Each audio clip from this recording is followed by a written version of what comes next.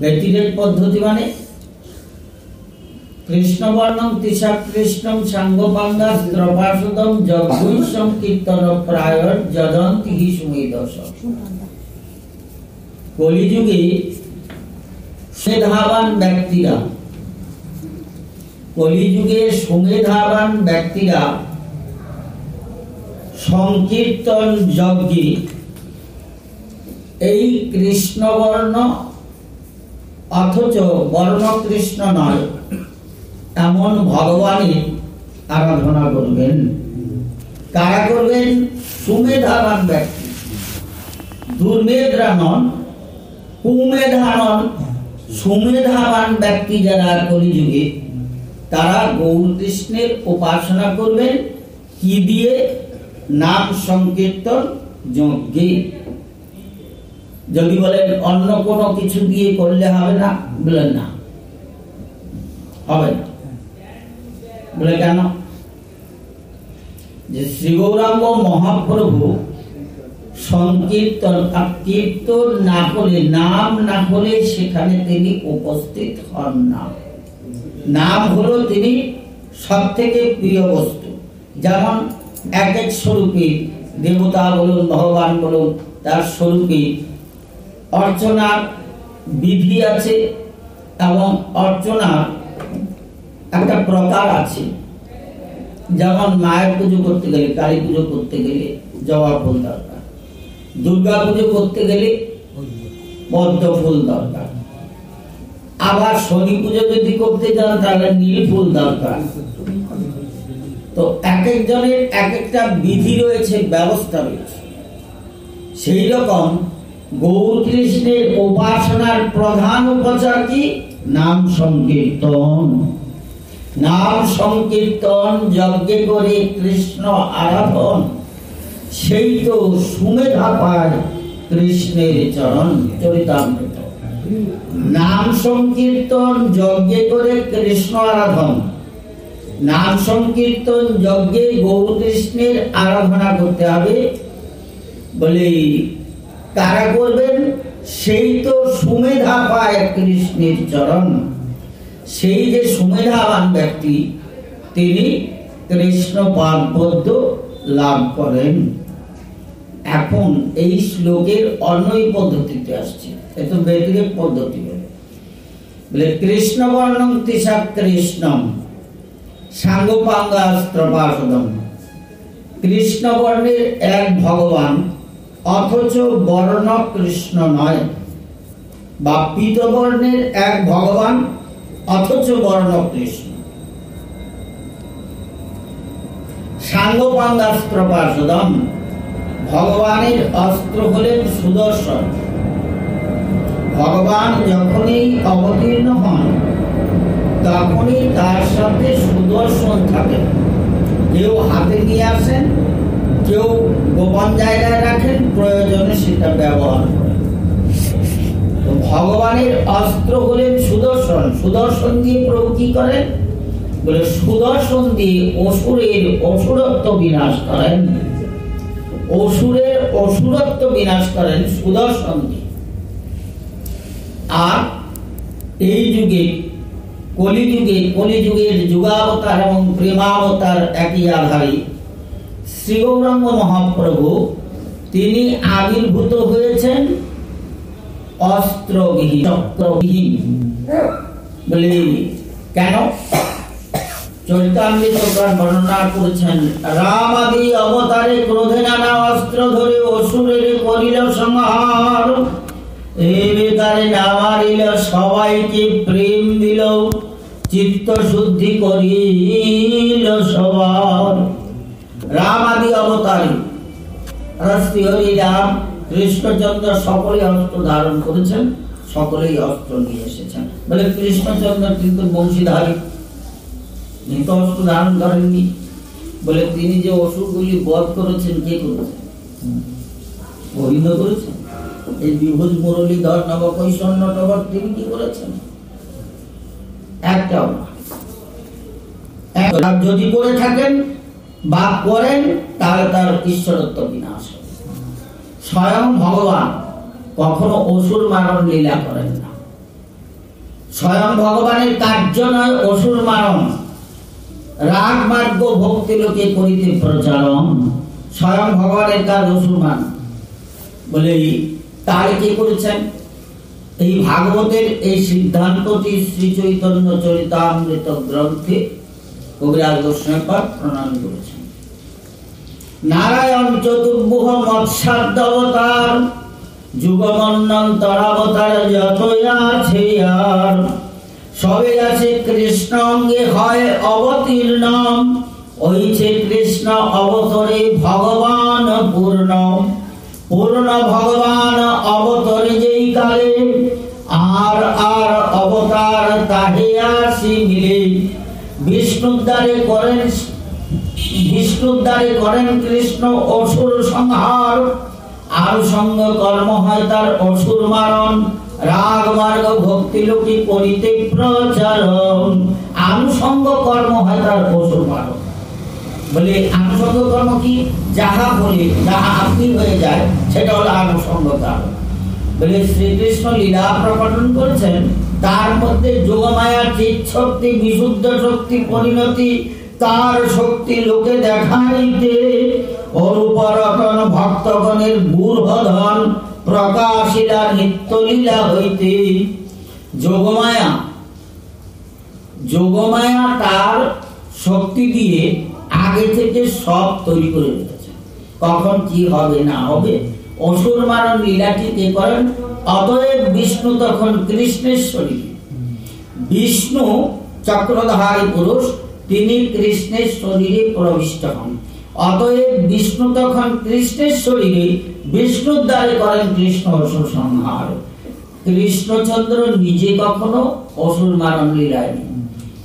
দেখুন, বলবেন কুরুক্ষেত্র রণাঙ্গনে তার এই অঙ্গুষ্ঠের ভিতর একেবারে চক্র বলমন করে ঘুরছে, তাহলে কে সে চক্রধারী মানে কে বলেছে?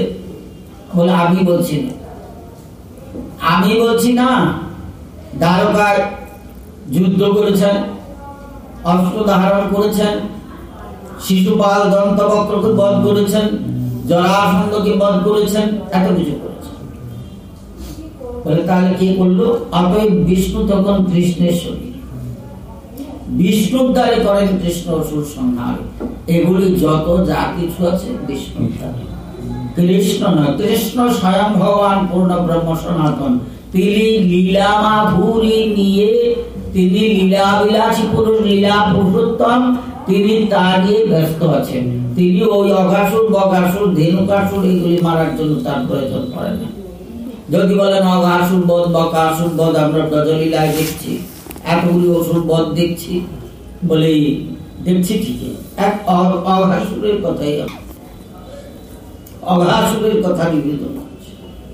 অঘাসুরকে কংস কর্তৃক প্রেরিত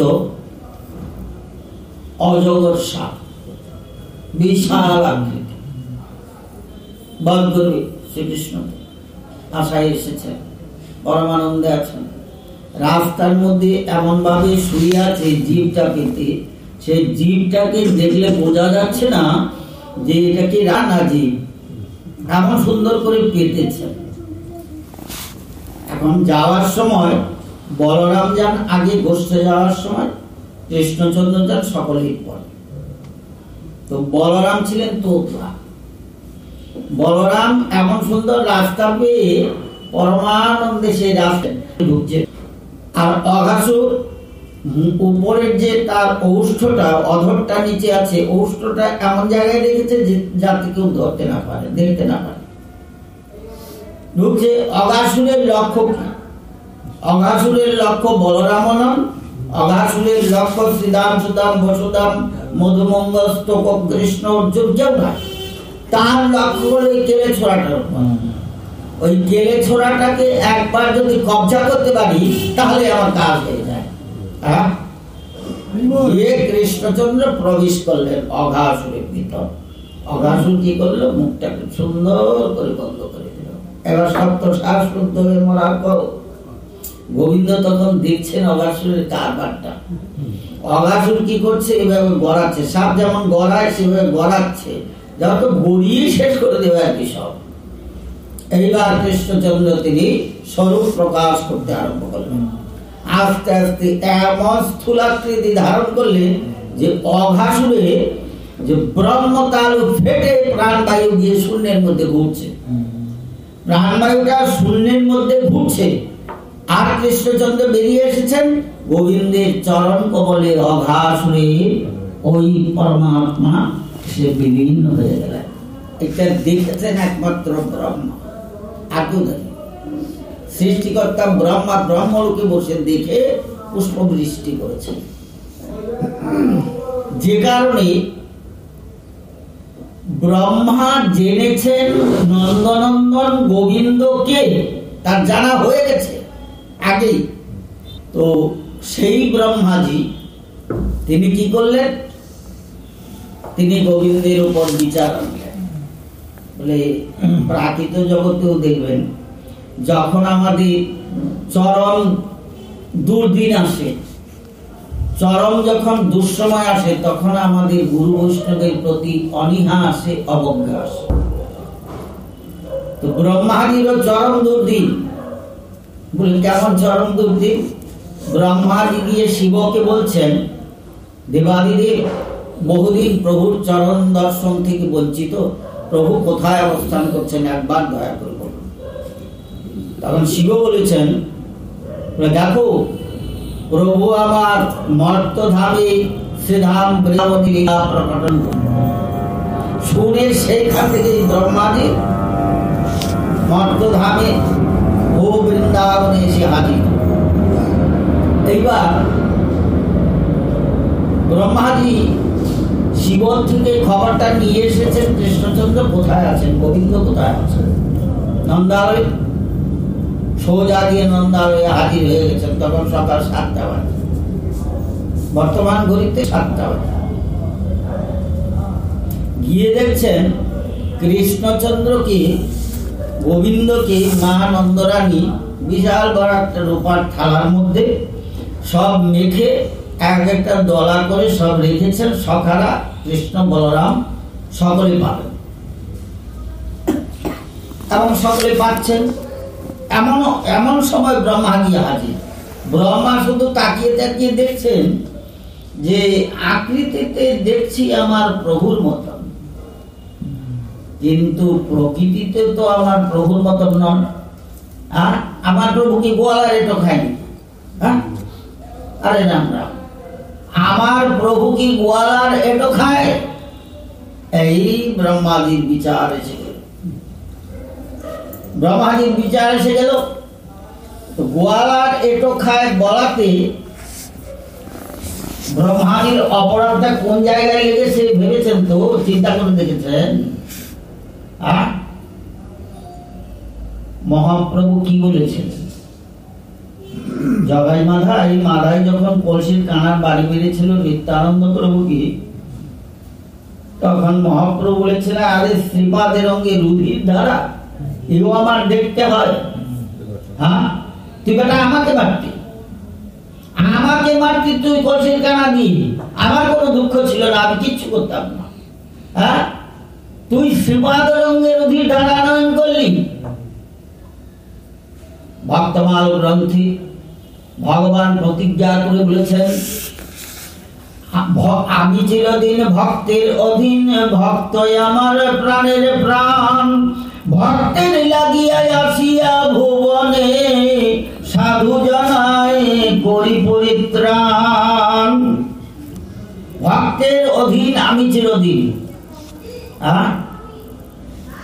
কৃষ্ণচন্দ্র ভগবান, তার ভক্ত, তার পার্শ্বদ হলেন সংখ্যারা, তাদের প্রতি বিচার এসছে যে গোয়ালা এটো খায় প্রভু। ওইখানে ব্রহ্মা মরে গেছেন। ব্রহ্মা ওই জায়গায় মরে গেছেন, সর্বনাশটা ব্রহ্মার ওইখানেই হয়ে গেছে। বলে প্রভুকে কটু কথা বলতো, প্রভু কিছু ভাবতেন না, মনে করতেন না, কিন্তু প্রভুর পার্শ্বদের বলেছে গোয়ালা, জাত তুলে। এইবার তো ব্রহ্মাজির হয়ে গেল সর্বনাশ, সর্বনাশ হয়ে গেল। ব্রহ্মা ওইখান থেকে নামলেন, নেমে এসে নিচে দাঁড়িয়ে আছেন এসব কারবার দেখার জন্য। যেই না 8টা বেজেছে, নন্দগাঁওয়ের নন্দালয়ে ওঠার যে প্রথম সিঁড়ি, সেই সিঁড়ি থেকে কৃষ্ণচন্দ্র, 1.5 বৎস গাদি বৎস বলরাম, শ্রীরাম, সুদাম, দাম, বসুদাম, মধুমঙ্গল, স্তবক কৃষ্ণ সকলকে নিয়ে আসছেন। বলরাম আগে, কৃষ্ণচন্দ্র সবার পিছনে। ওই সব লীলা দেখছেন ব্রহ্মাজি। দেখে দেখে ওই যে একটা যদি অপরাধ লাগে না গায়ে, তার সঙ্গে আবার 10টা ঘুরে আসে, 10টা তার সঙ্গে ঘুরে আসে। একটা কথা থেকে জানে, পাপি মরে 7 গাছ লইয়া। যে পাপি সে একা মরে না, আর 7 জনের লগে লইয়া মরে। তো ব্রহ্মাজির অবস্থাটা কি হলো? এক পাপ করেছেন, এক পাপের ফল কি? ওই কৃষ্ণচন্দ্রের লীলা মাধুরী দর্শন করছেন, সেখানেও তার বিচার এসে গেল, সেখানেও বিচার এসে গেল। আমার প্রভু আবার গোল চড়ায়, হ্যাঁ, হয়ে গেল। এইবার কি করলেন? সমস্ত কিছু নিয়ে ব্রহ্ম মায়ায় মায়া নিদ্রিত করে রাখলেন। এইভাবে 1 দিন যায়, 2 দিন যায়, 3 দিন যায়। প্রভু লীলা প্রকটন করেছেন, লীলা সম্পাদন করছেন। 4 দিনের মাথায় ব্রহ্মাজি মনে মনে ভাবলেন, বলে এটা ঠিক নাকি? আমি তো তাদের ব্রহ্ম মায়া দিয়ে মায়া নিদ্রায় নিদ্রিত করে রেখেছি, আবার এরা যাচ্ছে আসছে, ওইখান থেকে বেরিয়ে এলো নাকি? আমার মায়া ভেদ করে বেরিয়ে এলো। তো ব্রহ্মা গেলেন সেই স্থানে, গিয়ে দেখছেন, বলেন না, যাদেরকে মায়া নিদ্রায় নিদ্রিত করে রেখেছে তারা তো ওইখানেই আছে, ওইভাবে আছে। আমার আরেকটা স্বরূপ এলো কোত্থেকে? এই ব্রহ্মার টনক মরে গেছে। ব্রহ্মা কি করলেন? আসনে বসলেন। ব্রহ্মা আসনে বসে গেলেন। বলে কি হয় জানেন? আসনে বসলে ব্রহ্মা দেবতা, তো তিনি অপরাধ করতে পারেন, পাপ করতে পারেন। ব্রহ্মা যখন ভক্ত হবেন, সত্যি সত্যি ভক্ত হবেন, তখন তার গায়ে কিন্তু অপরাধ লাগে। ভক্ত তো ভগবানকে হৃদয়ে রেখে সদা সর্বদা ভগবত চিন্তায়, ভগবান নামামৃত পানি, ভগবানের স্মরণে মননে থাকেন, তার গায়ে অপরাধ আসতে পারে। তো ব্রহ্মাজি তার অপরাধ এসে গেল। কেন হলো? বলে তিনি তো ভক্তের কক্ষায় নেই, তিনি দেবতাদের কক্ষায় আছেন। হরি যখন হরিকে জানতে চাইলেন, তখন হরি হর হয়ে গেলেন। হরিহর এক আত্মা আমরা বলি না, হরি আর হর, অর্ধঙ্গ হরি, অর্ধঙ্গ হর। হরি যখন হরিকে জানতে চাইলেন, বলে আমাকে জগৎ জীব জানে, আমাকে জগৎ জানে, জেনে সকলে এত আনন্দ সমুদ্রে নিমজ্জিত হচ্ছে, আমাকে তো আমি একবার জানলাম না। তো হরি যখন হরিকে জানতে চাইলেন, আসনে বসলেন, তখনই তিনি হর হয়ে গেলেন। হরি হর হয়ে গেলেন, ভক্ত হয়ে গেলেন। তো ব্রহ্মাজি তো সেই কক্ষায় নেই। ব্রহ্মাজি আসনে বসে দেখলেন, সর্বনাশ করেছি, আমি সর্বনাশ করে ফেলেছি। হ্যাঁ, অনাদিরাদি পরব্রহ্ম শ্রী গোবিন্দ। আরে বাবা রে, ইনি তো আমার সেই প্রভু যাকে আমি দর্শন করতে এসেছিলাম। আমার অজ্ঞতাবশত, আমার দোষবশত আমি তাকে চিনতে পারলাম না। তার লীলা মাধুরী দর্শন না করে আমি তার প্রতি বিচার এনেই সব করছি। আমার এখন উপায়। ব্রহ্মাদি তখন 3 জনের কাছে আরতি জানালেন। শিবর কাছে। শিবকে কেন? মহাদেব শিব শম্ভু জপয় সতত রাম নাম। শ্রীমদ্ ভাগবতের 4th স্কন্ধে পরিষ্কার ভাষায় বলা আছে, দক্ষ যজ্ঞ উপাখ্যানে, যে শিবকে বৈষ্ণবানন্দ যথা শম্ভু, বৈষ্ণবের মধ্যে সর্বশ্রেষ্ঠ হলেন শম্ভু। তো বৈষ্ণবানন্দ যথাসম্ভব তার কাছে জানতে চাইলেন, দেবতাদের রাজা ইন্দ্র তার কাছে জানতে চাইলেন, আর জানতে চাইলেন কাছে ভক্ত শ্রেষ্ঠ দেবর্ষি নারদ। তিনজনের কাছে জানতে চাইলেন আমার এখন কি করা কর্তব্য, আমি কি উপায় করবো, আমার দেহের অবস্থা। তখন দেবর্ষি নারদ বলছেন, যার কাছে অপরাধ করেছেন তার কাছে ক্ষমা প্রার্থনা না করা পর্যন্ত, আর তিনি আপনাকে ক্ষমা ভিক্ষা না দেওয়া পর্যন্ত আপনার কোন রাস্তা নেই, কোন রাস্তা নেই। সঙ্গে সঙ্গে ব্রহ্মা বসলেন স্তুতি করতে। শ্রীমদ্ ভাগবতের দশম স্কন্ধের 14 অধ্যায় ব্রহ্মস্তুতি। ব্রহ্মা স্তুতি করতে বসেছেন। স্তুতি করতে গিয়ে ব্রহ্মা প্রথমেই কি বলছেন, নেশে মহি তবসিত। গিয়েছিলে তার বিচার করতে, সে গোয়াল আর একটু খায় না, তার একটু খায়, তার বিচার করতে গেছো। আর এখন প্রথম স্তুতির প্রথম শ্লোকের প্রারম্ভেই বলছে, নেশে মহি তবসিত, প্রভু আমি তোমার মহিমা বুঝতে পারিনি। নেশে মহি তবসিতুম, আমি তোমার মহিমা বুঝতে পারিনি। জ্ঞানের প্রয়াসম উদপাসনমন্ত এব জীবন্তি, জ্ঞানের দ্বারা প্রভু তোমাকে কেউ কোনোদিন উপলব্ধি করতে পারেনি, আমি পারিনি, কেউ পারেনি, পারবো না। জ্ঞানের প্রয়াসম উদপাসনমন্ত এব জীবন্তি, একমাত্র তোমার পাদ পদ্মে দণ্ডবত করে যদি তাহলে বেঁচে যায়।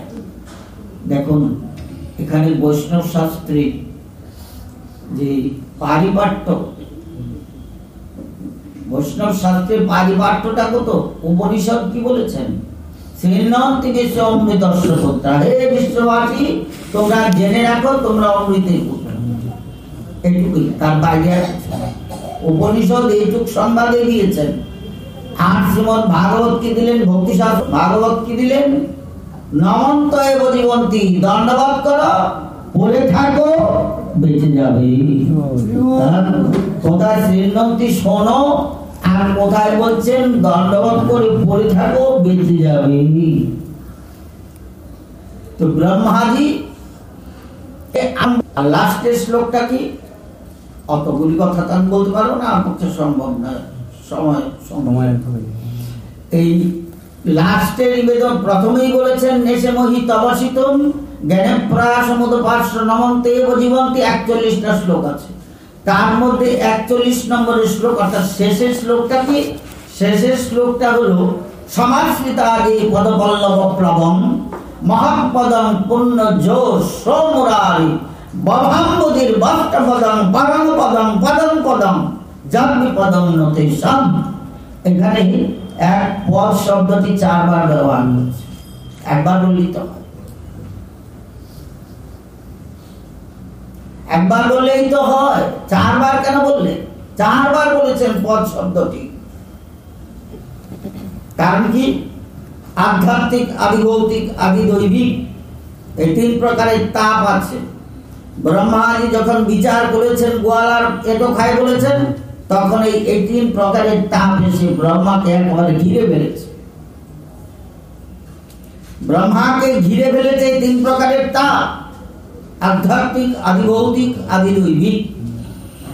ওই 3 বার বলে এই 3 তাপ দূর করেছেন। গোবিন্দের পাদ পদ্ম 3 বার স্মরণ করে এই তাপত্রয় বিনাশ করেছেন। আর লাস্টের পদ বলেছেন নিজের প্রেম ভক্তি লাভের জন্য।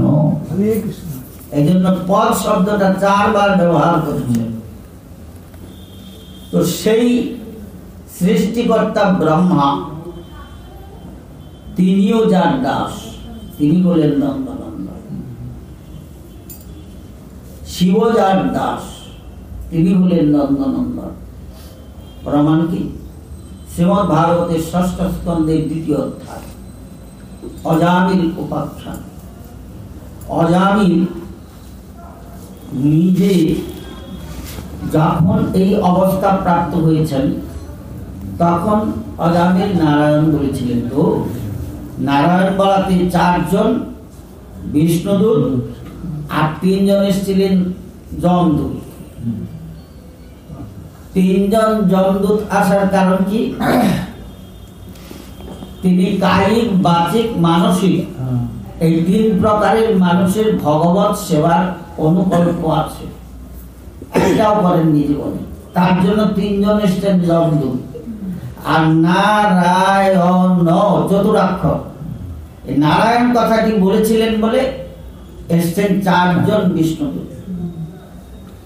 ওই যমদূতেরা বিষ্ণুদূতের সঙ্গে লাগিয়ে দিল ঝামেলা। কারণ অজামিত জীবনে কোনো ভালো কাজ করেনি, একটা তার ছিল, সুকৃতি ছিল, পূর্বজন্মের অবস্থাটা খুব ভালো ছিল। যাই হোক, তো এই বিষ্ণুদূত আর যমদূতের মধ্যে অশান্তি লেগে গেল। বিষ্ণুদূতরা বলছেন একে আমরা নেব, যমদূতরা বলছেন এর জীবনে কোনো ভালো কাজ কিছুই করে নাই, সুতরাং এ আমাদের প্রাপ্য, আমরা। তো বিষ্ণুদূতরা তো বলেন বিষ্ণুর পার্শ্ব, তো সেই রকমই জীবন গঠন, জীবন প্রণালী সবই তাদের আলাদা। আর যমদূতরা তিনিরা সেই রকম ভীম দণ্ডধারী ঊর্ধ্বরমা। একজনকে পাঠিয়ে দিলেন, বলে যাও ধর্মরাজের কাছে গিয়ে শুনেছো এই অবস্থা, আমাদের কি করা কর্তব্য। ধর্মরাজের কাছে গিয়ে যখন বললেন যে এই এই অবস্থা প্রভু, ধর্মরাজ বলছেন, যমরাজ বলছে আরে তোদেরকে বলে দিয়েছি না যেখানে আমার তোরা কখনো যাবি না, গদায় আচরিত ভব। বলে আর একবার যদি যাস, তাদের হাতে বড় বড় গদা দেখেছিস তো? বলে হ্যাঁ প্রভু। বলে গদা দিয়ে মাথা গুড়িয়ে দেবে যদি আরেকবার যাস, সেটি পালা। আমার প্রভুর গন্ধ যেখানে আছে সেইখানে কখনো যাবি না, গদায় আচরিত ভব। সেই যমরাজ তখন বলে ওই যমদূতের কাছে, বলে শোন বৈষ্ণব কারা শুনে রাখ, আমার প্রভুর দাস কারা শুনে রাখ। স্বয়ম্ভুর নারদ শম্ভু কুমার কপিল মনু প্রহ্লাদ জনক ভীষ্ম বলির বয়ম। স্বয়ম্ভু মানে সৃষ্টিকর্তা ব্রহ্মা, দেবর্ষি বা নারদ, শিব শম্ভু, স্বয়ম্ভুর নারদ শম্ভু, কুমার কপিল মনু। কুমার সনক সনন্দ সনত কুমার সনাতন চতুর্শন, কপিল দেব ভগবানের অবতার। তিনি কোথায় উল্লিখিত আছেন? শ্রীমদ্ ভাগবতের তৃতীয় স্কন্ধের ৭বিংশতি অধ্যায়ে কপিল দেব উপাখ্যান মাতা দেবহূতিকে ভক্তিযোগ শিক্ষা দিয়েছেন। কুমার কপিল মনু, ঋষি মনু ব্রহ্মার দক্ষিণ অঙ্গে থেকে যিনি জাত এবং যার সন্তান আমরা, যার পুত্র আমরা, মনুর পুত্র ইত্যর্থে মানব। মনুর পুত্র, তার জন্য আমাদের জাতিটার নাম হলো মানব জাতি। কুমার কপিল মনু, প্রহ্লাদ জনক ভীষ্ম, ভক্তরাজ প্রহ্লাদ, মিথিলাধিপতি জনক রাজা, মহাভারতের ভীষ্ম, বলি বয়াসকির বয়ম। আর বলি রাজা, বয়াসকি মানে সুখদেব, অবতারকে স্নেহ প্রত্যয় করে বয়াসকি হয়েছে, ব্যাস নম্বর বয়াসকি। আর যমরাজের বুকের পাটাটা কত জানেন? হ্যাঁ, ওই পাটাটা ৫৬ ইঞ্চি না, তাতে অনেক বেশি চওড়া। তবে দাঁড়িয়ে বলে নিজের দিকে অঙ্গুলি নির্দেশ করবে, আমিও তাদের মধ্যে একজন, আমাকে ফেলে দেননি তিনিরা, আমাকে দয়া করে তাদের সারিতে রেখেছেন। বলে বয়াসকি বয়ম, বয়ম মানে আমি নিজে। তো এই দ্বাদশ মূর্তি বৈষ্ণব একেবারে পুরাকাল থেকে তিনিদের আনুগত্যে যারা গৌর গোবিন্দ ভজন করবেন, তিনিরা হলেন শুদ্ধ বৈষ্ণব সম্প্রদায়। তিনিরা হলেন শুদ্ধ বৈষ্ণব সম্প্রদায়। যাই হোক, তো সেই সৃষ্টিকর্তা ব্রহ্মা আমরা এখানে আজকে বসেছি একটা বিশেষ প্রয়োজনে, একটা বিশেষ কারণে। প্রয়োজনও বলবো, কারণও বলবো, দুটোই বলবো, কিন্তু একটা বলবো না। প্রয়োজন কি আর কারণটা কি? প্রয়োজন হলো গৃহস্বামীর পিতামাতা তিরোভাব থেকে। বলবেন যে কত মাসে তো মা বাবার তিথি ফিতি করে না, এই জন্য কি আছে? বলে যে করে না সেটা মানুষের পর্যায়ে করে নাকি? হ্যাঁ, যজ্ঞ ভেয়ে যাতে লোকে জসমিন স্নেহেন লালিত, উপনিষদ বলেছেন। কেউ বলতে পারবেন না যে আমি মানবো না, কেউ বলতে পারবেন না মানবো না। এটা বৈরাগ্য শাস্ত্রের কথা নয়, ভাগবতের কথা নয়, উপনিষদ বলেছেন। যার গর্ভে যাতে লোকে জসমিন স্নেহেন লালিত, যার গর্ভে জন্ম গ্রহণ করেছি, যার স্নেহে লালিত পালিত হয়েছি, সেই মা বাবার দেহান্তে তাদের তিথিতে স্মরণ করবো না, এ আবার কেমন কথা? হ্যাঁ, কি হয় জানেন? সেই তিথিতে পিতা মাতা অলক্ষে আসেন সেই সংসারে দেখতে যে তার সন্তানরা তাকে স্মরণ করে কিনা, সন্তানরা তাদের স্মরণ করে কিনা সেটা দেখতে আসে। যদি না করে প্রত্যবায় করণে মঙ্গল। সেই প্রত্যয়ের ব্যাখ্যাটা আমি দিলাম না, সে দিলে যারা মা বাবার তিথি করে না তাদের সমূহ বিপদ হবে। যদিও বা তিথি করতে চাইবে, বাড়িতে গেলে বউর কাছে কইলে বউ ধরে লাড়ি ধরবো আগে, বলে জন্মে করলাম না, এখন আবার নতুন করে ওই আর হ্যাঁ, কোথায় গেছো পাঠ শুনতে, পাঠ শুনে এইসব জঞ্জাল কথা শুনলে বলে করণে মঙ্গল, অপরণে প্রত্যবাদ। তাহলে প্রয়োজন হলো এইটা। আর বাকিটা কি? বাকিটা হলো বিধান। ওইটা বিধি শাস্ত্রের মধ্যে পড়ে। কি করতে হয়? একটু ভাগবতী কথা, নাম কীর্তন, ভোগরাগ, সেই অধরামৃত মা বাবাকে সমর্পণ করে। এই কারণে আমরা আজকে এই দিনে এইখানে সকলে এসেছি, সেই টানে, গৃহস্বামীর টানে আমরা এখানে এসেছি। যাই হোক, সেই তিথি উপলক্ষটা যে তার একটা স্থান, কাল, পাত্র। স্থান হলো এটা, কাল হলো আজকের দিন সন্ধ্যের পর, আর পাত্রটা কি? পাত্রটা হলো ভাগবতী কথা। স্থান, কাল, পাত্র তিন বিবেচনায় গৃহস্বামী আমাদেরকে স্মরণ করেছেন, আমরা এসেছি।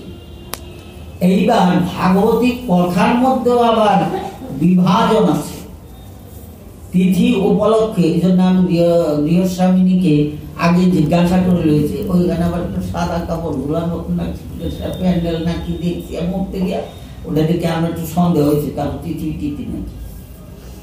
যাই হোক, আমি জিজ্ঞাসা করেছি যে মা, কারো কি তিথি উপলক্ষে ভাগবতী কথা? বলে হ্যাঁ, আমার শ্বশুর শাশুড়ি 1 মাস আগে পরে 2জন অপ্রকট হয়েছে, 2জনের তিথি দুইজন করা যায়। যেহেতু স্বামী বড়, তার সঙ্গে স্ত্রীর তিথি করা যায়, কিন্তু স্ত্রীর তিথির সঙ্গে স্বামীর তিথি করা যায়, যেহেতু স্বামী বড়। যাই হোক, তো সেই উপলক্ষে ভাগবতী কথা নিবেদনেরও একটা প্রকার আছে।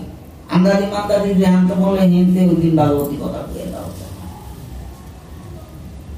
আন্দাজি মান্দাজি বলে না, কারণ তিনিরা অলক্ষে এসেছেন ভাগবত শুনতে। ওনার মা বাবা দুইজনেই এখানে ভাগবতী কথা শুনতে এসেছেন। তারপরে এসেছেন কারা?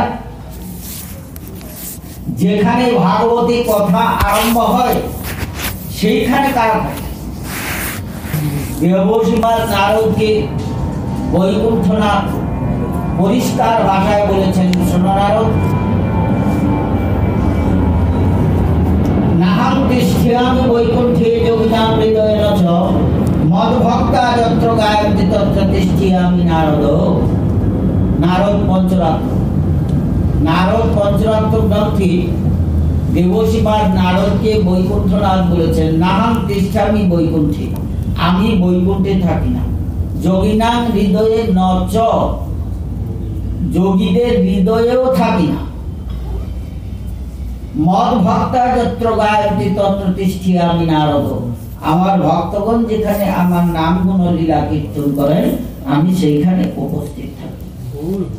বলে ভাগবতী কথা যেখানে হয় সেখানে পুলস্ত পুলহ অত্রি ক্রতু অঙ্গিরা মারিচি বশিষ্ঠ বিশ্বামিত্র ভরদ্বাজ পিপ্পলা ধূর্ব চরণ পাণ্ডেব ভগবান পরশুরাম ভগবান কপিল দেব সকলে উপস্থিত থাকেন পালকে।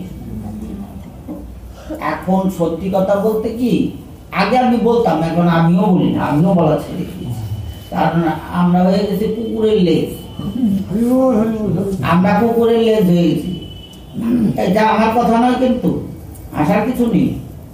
প্রবোধানন্দ সরস্বতীবাদ মহাপ্রভুর গণের মধ্যে সর্বশ্রেষ্ঠ পণ্ডিত, 20 সহস্র সন্ন্যাসী গুরু, তিনি প্রণীত চৈতন্য চন্দ্রামৃত গ্রন্থে তিনি বর্ণনা করেছেন, পাষাণ পরিচিন্তিত অয়ং লাঙ্গুলং সর্বাপতি।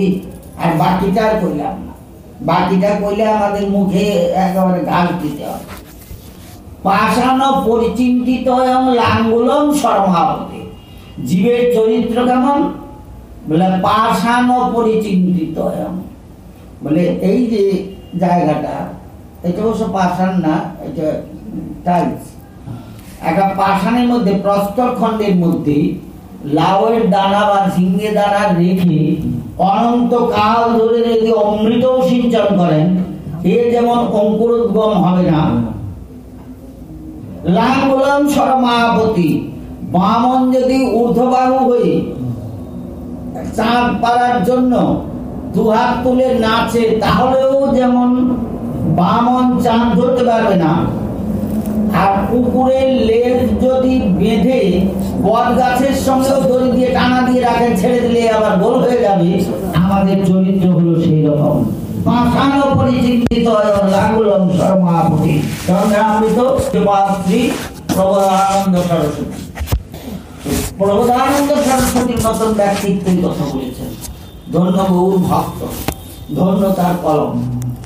তো যাই হোক, তো পাঠ শ্রবণের নিয়ম কি আর পাঠকের পাঠ পড়ার নিয়ম কি, সে যদি আমি এনে বইয়ে ব্যাখ্যা করি তাহলে পাঠকরা আমাকে ওই বড় রাস্তায় গেলে ধরে কি লাগে, আর শ্রোতারা অন্তত আমার পাঠকে অনুযায়ী করে কেউ আর বলে আপনি কি তাহলে এই কারণেই ছেড়ে দিয়েছেন বলা, বলে না, ওই কারণে আমি ছাড়িনি, আমার বলার কি দরকার, শুনবে না আমার কথা। এই যে ভাগবত পাঠ শ্রবণ করতে এসে উঠে চলে যাওয়া,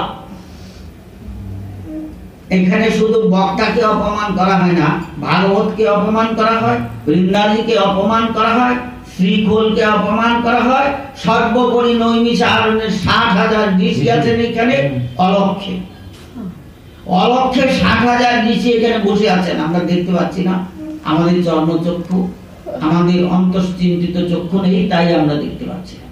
ওই কারণে পাঠে বসার আগে ভেবে নিতে হয় যে আমি যে পাঠ শুনতে যাব, হ্যাঁ এখন বর্তমান বাজার খুব খারাপ, হাঁটুর রোগ নাই এমন খুব লোক কম আছে, হাঁটুর রোগ নেই এমন লোক খুব কম আছে, হাঁটুর ব্যথা হাঁটুর যন্ত্রণা কি বুঝতে পারেন না, তাহলে তার আগে বিবেচনা করে বসা দরকার যে আমি পাঠ শুনতে যাবো, উঠে যদি আমার আসতে হয়। অপরাধ হলো কার কার কাছে, ভাগবতের কাছে, বৃন্দারানীর কাছে, শ্রীখোলের কাছে, নৈমিষারণ্যের 60,000 ঋষির কাছে। আবার পরে পাঠ শুনতে এসে অনেকের সামনে বহনের লেগে অস্থির হয়ে যায়, এ হলো আগে খবর। এটা আবার একদিন বেশি হলো কি, একদিন বেশি কি হলো, যারা এখানে বসে আছেন তারা তো বসেছেনই, কোন ঋষি কোথায় বসে আছেন আমি জানি না, আপনি জানেন না, আপনি দেখেছেন না, আমি দেখেছি। আপনি যে পাঠ ফেলবেন সেখানে কোন ঋষি বসে আছেন কিনা আপনি জানেন, ওই জন্য শেষে আপনি শেষেই বসতাম। যাই হোক, এই ভাগবত শ্রবণ, ভাগবত কীর্তন বড় সাংঘাতিক জিনিস, বড় সাংঘাতিক জিনিস। তো জনগণ কইয়া বেড়ায় কি ভাগবত পাঠ করছে, অমুক পাঠক পাঠ করছে। পাঠক হওয়ার কে? পাঠক কি? পাঠক একমাত্র সুখদেব, এছাড়া পাঠক কেউ না, সব হলো ভাগবতের সেবক। সব হলেন ভাগবতের সেবক, কেউ পাঠক না, কেউ পাঠক না, সব ভাগবতের সেবক। ভাগবত সেবা করতে বসেছেন, ভাগবতের আনুগত্যে ভাগবত সেবা করতে বসেছেন, প্রায় নৈমিষারণ্যের 60,000 ঋষি সুখদেব পর্যন্ত, সকলকে নিয়ে। যাই হোক, ব্রহ্মাজি তিনি কৃষ্ণচন্দ্র তাকে 4 বার ঘুরিয়ে দিয়েছিলেন। এই যে ব্রহ্মা স্তুতি করতে বসেছে, মুখখানা ঘুরিয়ে রেখেছেন, মুখখানা ঘুরিয়ে রেখেছেন। সকলে প্রভুকে বলছে, প্রভু ব্রহ্মা তোমাকে এত স্তুতি করছে, তুমি মুখখানা এরকম ঘুরিয়ে রেখেছ, একবার তাকাও না। বলি এ শুধু অপরাধী নয়, এই পাপী, পাপের কূট বীজ একে ধরেছে, পাপের যে কূট বীজ, সেই কূট বীজ ওকে ধরেছে। বলে কেন প্রভু, দয়া করে নিবেদন করো। বলে শোনো, অঘাসুর যেদিন বধ হয়েছিল, সেই দিন অঘাসুরের প্রাণ, অঘাসুরের আত্মা শূন্যে ঘুরছিল। আমি যখন বেরিয়ে এসেছি তখন আমার পাদপদ্মে বিলীন হয়েছে, এটা ব্রহ্মাই দেখেছে, আর কেউ দেখতে পায়নি। এবং ব্রহ্মা পুষ্প বৃষ্টি করেছিল। সেই ব্রহ্মা যদি এখন আমার বিচার করতে আসে, তাহলে তার ক্ষমাটা কি করে হয়? কি করে তার ক্ষমা হয়? বলে তার পাপের কূট বীজ তাকে ধরে রেখেছে। কূট বীজ তার যতক্ষণ না পর্যন্ত উৎপাদিত হবে, ততক্ষণ না পর্যন্ত তার অপরাধ স্খলন হবে না। যখন এই লাস্টের শ্লোকটি নিবেদন করলেন, বলে কি, সমাস্মৃতাদে পদ পল্লব প্রভং মহৎপদং পুণ্য জোর সোমুরারে বভাম্বুদির বস্ত্র পদং পরম পদং পদং পদং জাতি পদং নতেশাম। তখন কৃষ্ণচন্দ্র ব্রহ্মার দিকে তাকালেন কৃপার দৃষ্টিতে, করুণার দৃষ্টিতে, দয়ার দৃষ্টিতে। তো তখন কৃষ্ণচন্দ্র ব্রহ্মাজিকে বলে রেখেছিলেন, শোনো ব্রহ্মা, তোমাকে ক্ষমা করলাম বটে, কিন্তু তোমাকে একটা কাজ করতে হবে, ওইটা কিন্তু আমি তোমাকে বলে রাখলাম। আমি যখন নদিয়া লীলায় যাব, আমি যখন গৌর লীলায় যাব, তখন তোমাকে আমার সাথে যেতে হবে। তোমার আমার সাথে তোমাকে যেতে হবে। যাই হোক, ভগবান বলেছেন ব্রহ্মাজিকে, সেই ভগবান পরিবর্তিত হয়ে এসেছেন গৌর স্বরূপে। কোন ভগবান? কৃষ্ণচন্দ্র। কৃষ্ণচন্দ্র গৌর স্বরূপে এসেছেন। কেন? কলিযুগের যুগাবতার এবং প্রেমাবতার তিনি, তাই তিনি এসেছেন। প্রথম লগ্নে ভাগবতের যে শ্লোকটি উত্তোলন করেছিলাম, সেখানে কৃষ্ণ বর্ণং তিসার কৃষ্ণম সাঙ্গপাঙ্গাস্ত্র পার্ষদম। আমি এতক্ষণ চিৎকার করলাম শুধু এই শ্লোকটাকে দাঁড় করানোর জন্য, কিন্তু 8 ঘন্টা 45 মিনিট ধরে চিৎকার করলাম শুধু এই শ্লোকটাকে দাঁড় করানোর জন্য। এই শ্লোকটাই হলো আজকের প্রতিপাদ্য বিষয়। কৃষ্ণ বর্ণং তিসার কৃষ্ণম সাঙ্গপাঙ্গাস্ত্র পার্ষদম যজ্ঞই সংকীর্তন প্রায় যজন্তি যিশুমেধস। কৃষ্ণ বর্ণের এক ভগবান, অথচ বর্ণ কৃষ্ণ নয়, বলেছেন বাদীপক্ষ।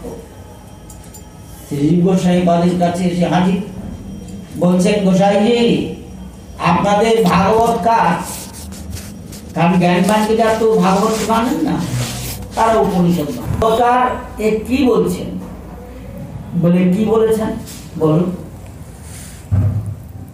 বলছেন কৃষ্ণ বর্ণের এক ভগবান, অথচ বর্ণ কৃষ্ণ নয়, বা পীত বর্ণের এক ভগবান, অথচ কৃষ্ণ বর্ণ। এবার কি কথা? একবার বলছেন কৃষ্ণ বর্ণ, আবার বলছেন কৃষ্ণ বর্ণ নয়, পীত বর্ণ। এটা কিরকম? শ্রীজি বলছেন আপনারা বসুন। বর্ণ বলতে কি বুঝেন? বর্ণ বলতে কি বুঝেন? বর্ণ বলতে কি শুধু রঙই বোঝেন? বর্ণ শব্দের কতগুলি অর্থ আছে জানেন?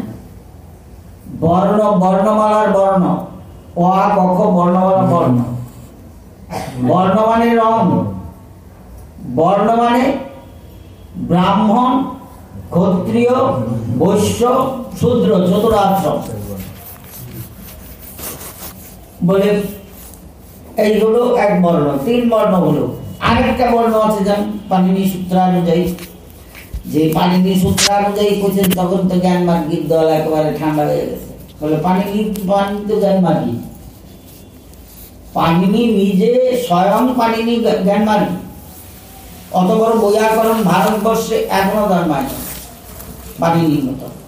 পাণিনি সূত্রানুযায়ী বর্ণ শব্দের মানে কি জানেন? বর্ণয়তি যপ ইত্যর্থে বর্ণ, বর্ণয়তি যপ ইত্যর্থে বর্ণ। এটা বিশেষ পদ হলো, বর্ণটা অ্যাডজেক্টিভ, এটা বিশেষ পদ হয়ে গেল। বর্ণয়তি য ইত্যর্থে বর্ণ, যিনি বর্ণনা করেন তিনি হলেন বর্ণ। বলে কি বর্ণনা করেন? বলে কৃষ্ণ বর্ণম তিসা কৃষ্ণম, কৃষ্ণ বর্ণ হইয়া, তৃষা মানে কান্তি, কান্তিতে অকৃষ্ণ যিনি, অকৃষ্ণ বর্ণ পীতবরণ চৈতামৃত, পীতবর্ণ যিনি, স্বর্ণবর্ণ যিনি, রূপনবর্ণ যিনি, চম্পক কলিকা বর্ণ যিনি, তিনি হলেন গৌর। কৃষ্ণ বর্ণম তৃষা কৃষ্ণম সাঙ্গপাঙ্গাস্ত্র, অঙ্গ এবং উপাঙ্গ যার অস্ত্র এবং পার্শ্বদ। অঙ্গ উপাঙ্গ যার অস্ত্র এবং পার্শ্বদ। অঙ্গকে নিতাই অদ্বৈত, উপাঙ্গকে শ্রীবাস হরিদাস, ইনিরা হলেন উপাঙ্গ। সাঙ্গপাঙ্গাস্ত্র পার্শ্বদম যজ্ঞই সংকীর্তন প্রায় জয়ন্তী সুমিত। সংকীর্তন যজ্ঞে সেই গৌর কৃষ্ণের উপাসনা করিতে হইবে। বলে সেই উপাসনার প্রধান উপাসককে, যাকে ব্রহ্মাদির কাছে বাক্য রেখেছিলেন গোবিন্দ, ব্রহ্মাদিকে বলে এসেছেন আমি যখন গৌর লীলায় যাব তখন তুমি আমার সঙ্গে যাবে, তিনি হবেন নাম সংকীর্তনের উদ্গাতা এবং স্তম্ভস্বরূপ নামাচার্য শ্রী হরিদাস ঠাকুর। ব্রহ্মার অবতার, ব্রহ্মার অবতার, শুধু ব্রহ্মার অবতার নয়, আরো 2 জনের অবতার। শুধু ব্রহ্মার অবতার নয়, আরো 2 জনের অবতার বলে হরিদাস ঠাকুর। আরেকজনকে শ্রীমদ ভাগবত পঞ্চম স্কন্ধ সত্যযুগের কথা ঋচিক মুনি, ঋচিক মুনির উপাখ্যান পঞ্চম স্কন্ধে। ঋচিক মুনি বসেছেন ভগবত সেবা করার জন্য, অর্চনা করতে বসেছেন, পুজো করতে বসেছেন, সোজা কথা। তখন তিনি পুত্রকে আদেশ করেছিলেন তুলসী চয়ন করে এনে দেওয়ার জন্য। তো তুলসী চয়ন করে এনে দিয়েছেন, অধৌত তুলসী। অধৌত তুলসী কখনো মন্দিরে নেয়া তো দূরের কথা, ঘরেই নিতেন। অধৌত তুলসী, তুলসী চয়ন করা, তুলসী ধৌত করা, তারও বিধিবিধান আছে, হরিভক্তি বিলাসে দেওয়া আছে। তুলস্যামৃত জন্মাসি সদাত্তম কেশব প্রিয়ে কেশবার্থে চিরমৈত্যাং বরদা ভব শুভনে। এই মন্ত্র বলে তুলসী চয়ন করতে হয়, হরিভক্তি বিলাস। তারপরে তুলসী ধৌত করার ও তুলসী ধোয়ারও নিয়ম আছে। বর্ষাকালে 3 বার ধুতে হয়, শীতকালে 9 বার ধুতে হয়, আর সারা বছর অন্য সময় 6 বার ধুতে হয়, না হলে তুলসী শুদ্ধ হয় না। এই বললাম না একটু আগে, বলছিলাম না আমি আমার কাউকে কিছু বলি না, এইসব কইতে গেলে আমার কইতে আমার সুচি ভাই, আমার সুচি ভাই। আরে বাচ্চা বেলার থেকে যেটা দেখে এসেছি তারপরে নিজে অনুশীলন করছি হরিভক্তি বিলাস। এখন কি ওটা ছেড়ে দিতে পারে? বললেন তাই জানলাম, এটা সম্ভব? এখন ছেড়ে দেওয়া সম্ভব? যাই হোক, ঋচিক মুনির পুত্র ব্রহ্মা, তার নামও ব্রহ্মা ছিল। তুলসী এনে পিতৃদেবকে দিয়েছেন। জিজ্ঞাসা করছেন, বাবা তুলসী ধৌত তুলসী তো? বলে না। তিনি নিজে উঠলেন, আসনটা পর্যন্ত ধুয়ে দিলেন, জায়গাটা মুছলেন, মুছে এসে সেই তুলসী তো বললেন যে তুলসী তলায় রেখে দিয়ায়, আবার তুলসী চয়ন করে ধৌত করে নিয়ে সেবা করলেন ঠাকুর। তখন পিতা পুত্রকে ক্রুদ্ধ হয়ে অভিসম্পাদ করে দিয়েছিলেন, তোর ন্যায় সকলে জন্ম হবে, কলিযুগে তোর ন্যায় সকলে জন্ম হবে। যে কারণে হরিদাস ঠাকুরের জন্ম হলো জগন বলে। আজকে আমি পড়ো সেই ঘটনা। আরেকজনকে ভক্তরাজ প্রহ্লাদ, প্রহ্লাদের বৈষ্ণব অপরাধ হয়েছে। যাবেন কোথায়? রাস্তা নেই, রাস্তা বড় ক্ষুরধার। এই ভক্তি রাজ্যের রাস্তা ভয়ানক ক্ষুরধার। প্রহ্লাদের বৈষ্ণব অপরাধ হয়েছে। শ্রীমদ ভাগবতের সপ্তম স্কন্ধ পুরোটাই হলো প্রহ্লাদ চরিতম, প্রহ্লাদের জীবনী। ভক্তরাজ হলেন প্রহ্লাদ, তিনিও বৈষ্ণব অপরাধ হয়ে গেছে। আগে আমাদের সনাতন গোস্বামী পাদের বৈষ্ণব অপরাধ হয়ে গেছে। সনাতন গোস্বামী পাদ, যিনিকে মহাপ্রভু শ্রীমুখে বলেছেন, রাজমন্ত্রী সনাতন বুদ্ধে বৃহস্পতি, সনাতন সমপণ্ডিত ত্রিভুবনে নাই। মহাপ্রভু সনাতন গোস্বামী পাদের মতন এত ভালো দ্বিতীয় আর কাউকে বাসেননি। তারপরেই হলো নামাচার্য হরিদাস ঠাকুরের স্থান। হরিদাস ঠাকুরের সুখ্যাতি করেছেন হরিদাস ঠাকুর লীলা নির্যান করার পর, আর সনাতন গোস্বামী পাদকে সুখ্যাতি করেছেন সনাতন প্রভুকে এরকম সামনে বসিয়ে রেখে। সেখানে কারা ছিলেন? শ্রোতা নিত্যানন্দ প্রভু, অদ্বৈত প্রভু, গদাধর পণ্ডিত, শ্রীবাস পণ্ডিত, নামাচার্য হরিদাস ঠাকুর, গোস্বামীর মধ্যে পঞ্চগোস্বামী, শ্রীজীব গোস্বামী বাদে পঞ্চগোস্বামী বসে আছেন। কাশী থেকে এসেছেন প্রবোধানন্দ সরস্বতী বাদ, তপন মিশ্র, চন্দ্রশেখর। গৌর মন্ডলের সমস্ত ভক্তবৃন্দ, মুকুন্দ মুরারি, শুক্লাম্বর ব্রহ্মচারী, রাঘব পণ্ডিত, শ্রীখর ঠাকুর, সব শুদ্ধ গম্ভীরায় বসে আছেন। দেবীর প্রমাণ সূর্য গৌর সুন্দর সেখানে বসে আছে। সনাতন গোস্বামী পাদ এমন সময় বৃন্দাবন থেকে হেঁটে হেঁটে পুরীতে রথযাত্রা উপলক্ষে গিয়েছেন। গিয়ে মহাপ্রভুকে দণ্ডবোধ করতে গেছেন। মহাপ্রভু তখন সনাতন গোস্বামীকে বলছেন, শোনো সনাতন, তুমি করো দৈন্য সম্বরণ, তোমার দৈন্যে ফাটে মোর মন। সেই সনাতন গোস্বামী পাদকে সকলকে দেখিয়ে যখন দণ্ডবোধ করছেন, নিত্যানন্দ প্রভু অদ্বৈত প্রভুকে বলছেন যে, শ্রীপাদ আচার্য, আপনার ছেলেটির মাথায় চরণ যুগল তুলে দিন। কোটি মাতৃ সমস্নেহ, আমার গৌরীর মতন এরকম ভগবান দ্বিতীয় কেউ নেই। অবতার বরিষ্ঠ ঈশ্বর শ্রেষ্ঠ ভগবত শ্রেষ্ঠ হলেন গৌর। তো যাই হোক, সেই সনাতন গোস্বামী পাদ তিনিরও বৈষ্ণব অপরাধ লেগে গেছে। কোথায়? গোস্বামী পাদ তেরি কদমে ভজন করছেন, লীলা স্মরণ করছেন। আর সেই জায়গাটা উপস্কার করতে নিত্য বৃক্ষতল।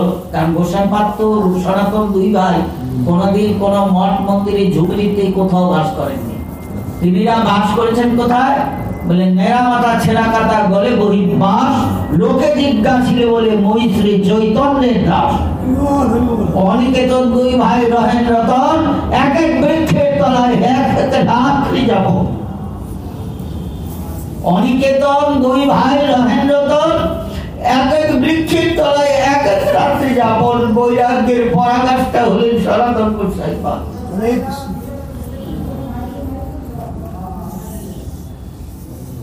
সেই সনাতন গোস্বামী পাদের কি হয়েছিল? তেরি কদমে ভজন করেন। খঞ্জ কৃষ্ণ দাস, খঞ্জ মানে খোলা, কৃষ্ণ দাস, তিনি নিত্য সেই জায়গাটা উপস্কার করতেন সম্মার্জনী দিয়ে। তো খঞ্জ কৃষ্ণ দাস সম্মার্জনী দিয়ে পরিষ্কার করতে আসতাম সময় সনাতন গোস্বামী পাদ ঝুলন লীলা স্মরণ করছিলেন। আনন্দ বৃন্দাবন চৌক ঝুলন লীলা স্মরণ করছিলেন। বলে ঝুলন লীলা কি? কেলিকদমের বৃক্ষে অফুরন্ত কেলিকদম ফুটে আছে। কৃষ্ণচন্দ্রের কাছে আবদার করেছেন রাজনন্দিনী যে প্রাণ বল্লভ আমাকে পুষ্প চয়ন করে দাও। এখন গোবিন্দ নাগাল পাচ্ছেন। আর গোবিন্দ নাগাল না পায় এমন কিছু আছে? নাগাল পাচ্ছেন না। ওই লীলাটি পরিপূর্ণতা দান করবেন তার জন্য। তখন রাজনন্দিনীকে বলছেন প্রাণ বল্লভী, আমি তোমাকে উঁচু করে ধরি, তুমি এই পুষ্প চয়ন করো। তো গোবিন্দ বিশ্বভাস রাজদুলালীকে উপরে তুলে ধরেছেন। রাজদুলালী কদম গাছের একটা ডাল ধরেছেন। ডাল ধরে পুষ্প যেই চয়ন করতে গেছেন গোবিন্দ ছেড়ে দিয়েছেন। এবার রাধারানী ঝুলছেন। রাধারানী ঝুলছেন। এই লীলার থেকে ঝুলন লীলার সৃষ্টি। তো কথা বলার জায়গা আছে নাকি? একবার ঝুলনে একদিন পাঠ দিতে গতবার, এইবার একদিন পাঠ দিয়ে আবার কয়েকটি ঝুলন পাঠ করছে। আমার দ্বারা সম্ভব না, আমি তো ফাঁকি যদি শিখি নেই, ওর লোক দেখতে আনেন তাহলে পাঠ করা যায়। আমি তো ফাঁকি যদি শিখি নেই। ঝুলন লীলা 5 দিনের 5টা লীলা। একই ঝুলনের 5 দিনে 5টা লীলা। আমি একদিনে ঝুলন পাঠ করতে বলবো? আমি পাগল না ছাগল? রাধারানী দুলছেন, গোবিন্দ হাসছেন, এই লীলাটি স্মরণ করছেন। তখন গোস্বামীপাদ খঞ্জ কৃষ্ণ দাস যাচ্ছেন, ভাব ভেবেছেন তিনিকে দেখে বোধহয় গোস্বামীপাদ এসেছেন। এর অজ্ঞাত অপরাধ, জ্ঞাত অপরাধ, অজ্ঞাত অপরাধ। অজ্ঞাত অপরাধে কি হয়? অজ্ঞানে করিলে পাপ, জ্ঞানে তাহা হরে, আর জ্ঞানে করিলে পাপ খণ্ডিতে না পারে। এইবার তো লীলাচরণ বন্ধ হয়ে গেল সনাতন গোস্বামীপাদের। হায় হায় পাগলের মতন করছেন। তিনি বিধান চাবেন কি আছেন বৃন্দাবন? তিনি হলেন বৃন্দাবনের আচার্য। মহাপ্রভু শ্রীমুখে বলেছেন মাধব গৌরেশ্বর সম্প্রদায় আচার্য বর্জ, শাস্ত্র ধৈর্যটি ধুরন্ধর সনাতন। শাস্ত্র ধৈর্যটি ধুরন্ধর। তো তিনি আবার কার কাছে জিজ্ঞেস করবেন? ঘুরতে ঘুরতে রূপ গোস্বামীপাদকে গিয়ে বলছেন, ভাই আমার এই অবস্থা, আমার কি হলো? রূপ গোস্বামীপাদ বলছেন, দাদা তুমি স্মরণ করে দেখো তো কোন বৈষ্ণবের কাছে তোমার অপরাধ হয়েছে? বৈষ্ণব অপরাধ সাংঘাতিক জিনিস, বড় সাংঘাতিক জিনিস, সাংঘাতিক জিনিস। ভগবানের কাছে সেবা অপরাধ, নাম অপরাধ সবকিছুর খণ্ডন আছে, তো বৈষ্ণব অপরাধের খণ্ডন। তুমি এক কাজ করো, বৈষ্ণব সেবা দাও, বৈষ্ণব সেবা দাও। এবার সনাতন গোস্বামীপাদ তিনি বৈষ্ণব সেবা মানে কি? তিনি বৈষ্ণবের মতো 1400 রেজ্য পেও না, আঙ্গাকড়ি করবেন। গোস্বামীপাদের সমাধিতে গিয়েছেন নিশ্চয়ই কেউ কেউ, এখানে দেখবেন গেলেই আঙ্গাকড়ি প্রসাদ দেয়। এরকম গোল আটার ডেলা কাঠে পোড়ানো নাম আঙ্গাকড়ি। আনিয়ার শাক অলবনে করে পা ভোগ লাগায় মদন মোহনে। এই হলো গোস্বামীপাদের চরিত্র। আর আনিয়া বনের শাক অলবনে করি পাক ভোগ লাগায় মদন মোহনে। শাক জল দিয়ে সিদ্ধ করে লবণ ছাড়া আঙ্গাকড়ি দিয়ে ভোগ লাগান। এইগুলো তার বৈষ্ণব সভার উপকরণ। এবার 84 ক্রোশ ব্রজমণ্ডলের যত বৈষ্ণব ছিলেন সকলকে আমন্ত্রণ করেছেন সনাতন গোস্বামী, রূপ গোস্বামীপাদ সনাতন গোস্বামীর আদেশে। খঞ্জ কৃষ্ণ দাসের কাছে যখন আমন্ত্রণ করতে গেলেন তখন তিনি বলছেন, না না আমি খোরালেমরা মানুষ, আমি কি বৈষ্ণবের মধ্যে করি? আমি কি বড় গোসাইয়ের কাছে যাওয়ার যোগ্য? গোস্বামীপাদ ধরে ফেলেছে, বলে ওই জায়গাটাই অপরাধ হয়েছে, ওই জায়গাটাই অপরাধ হয়েছে। তারপরে সেই বৈষ্ণব সভায় এসেছেন খঞ্জ কৃষ্ণ দাস।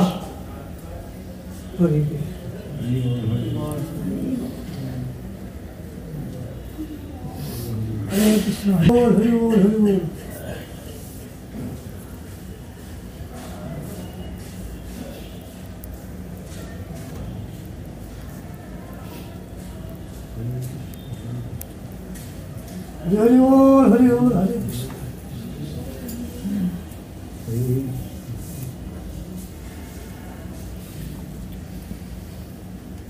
রূপ গোস্বামীচরণ সনাতন গোস্বামীচরণ কি আগেই বলে দিয়েছেন যে দাদা তোমার অপরাধ হয়েছে খঞ্জ কৃষ্ণদাসের চরণে। যেই না খঞ্জ কৃষ্ণদাস আসছে, সনাতন গোস্বামী রাস্তায় সাষ্টাঙ্গ প্রণিপাত করে বসে আছেন। হরি বল, হরি বল, হরে কৃষ্ণ। সাষ্টাঙ্গ প্রণিপাত করে বলে আছেন। আর কি বলছে? জয় খঞ্জ কৃষ্ণ দাসজি জয়, আপনার চরণ যুগল আমার মাথায় তুলে দিন।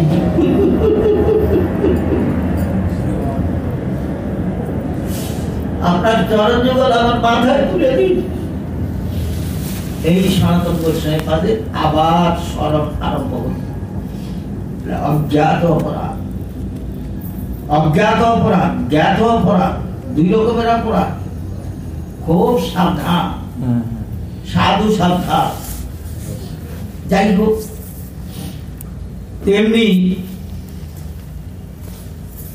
ব্রহ্মারও অপরাধ হয়েছে কেমন? অজ্ঞাত জ্ঞাত দুই রকমের। তো হরিদাস ঠাকুর, ঋচিক মুনি সৃষ্টিকর্তা ব্রহ্মা, ঋচিক মুনির পুত্র ব্রহ্মা, আর সনক সনন্দ সনত কুমার সনাতন, এই চারজন এসেছিলেন ভক্তরাজ প্রহ্লাদকে দর্শন করতে। ভক্তরাজ প্রহ্লাদের খ্যাতি যখন সর্বত্র, সর্বত্র যার খ্যাতি, বলে কিসের খ্যাতি প্রহ্লাদে?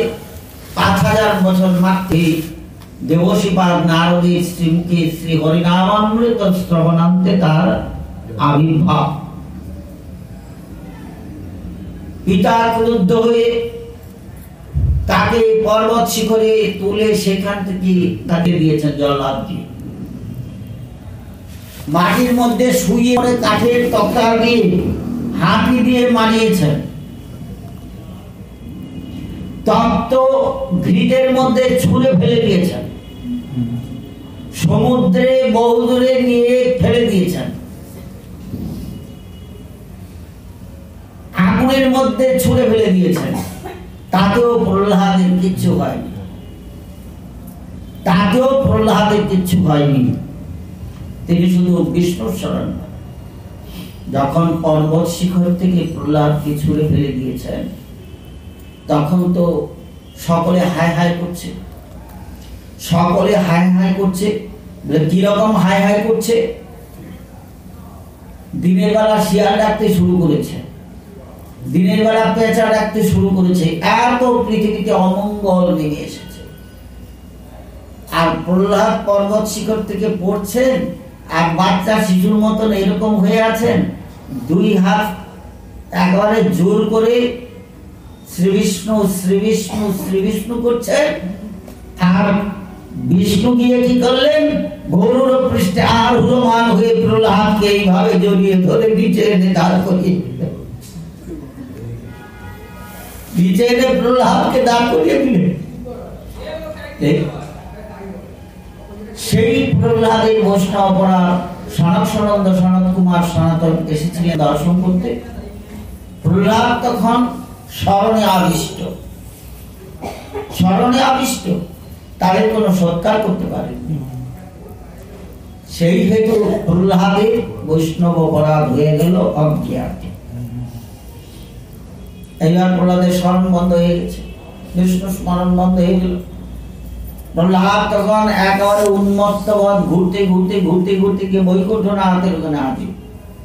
বৈকুণ্ঠনাথ প্রহ্লাদের এই অবস্থা দেখে হাসতেন।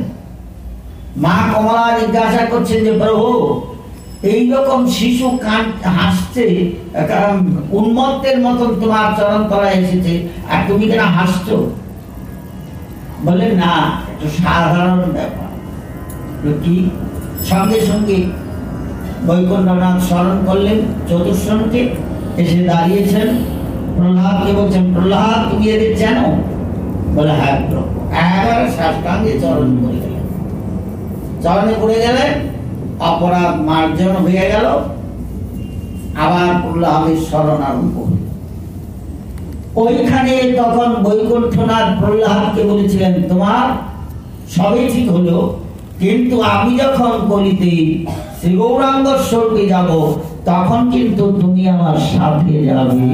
এই তিনজনের মিলিত মূর্তি ভগবান প্রহ্লাদ, ঋষিক মুনির পুত্র শ্রী ব্রহ্মা, তিনজনের মিলিত মূর্তি।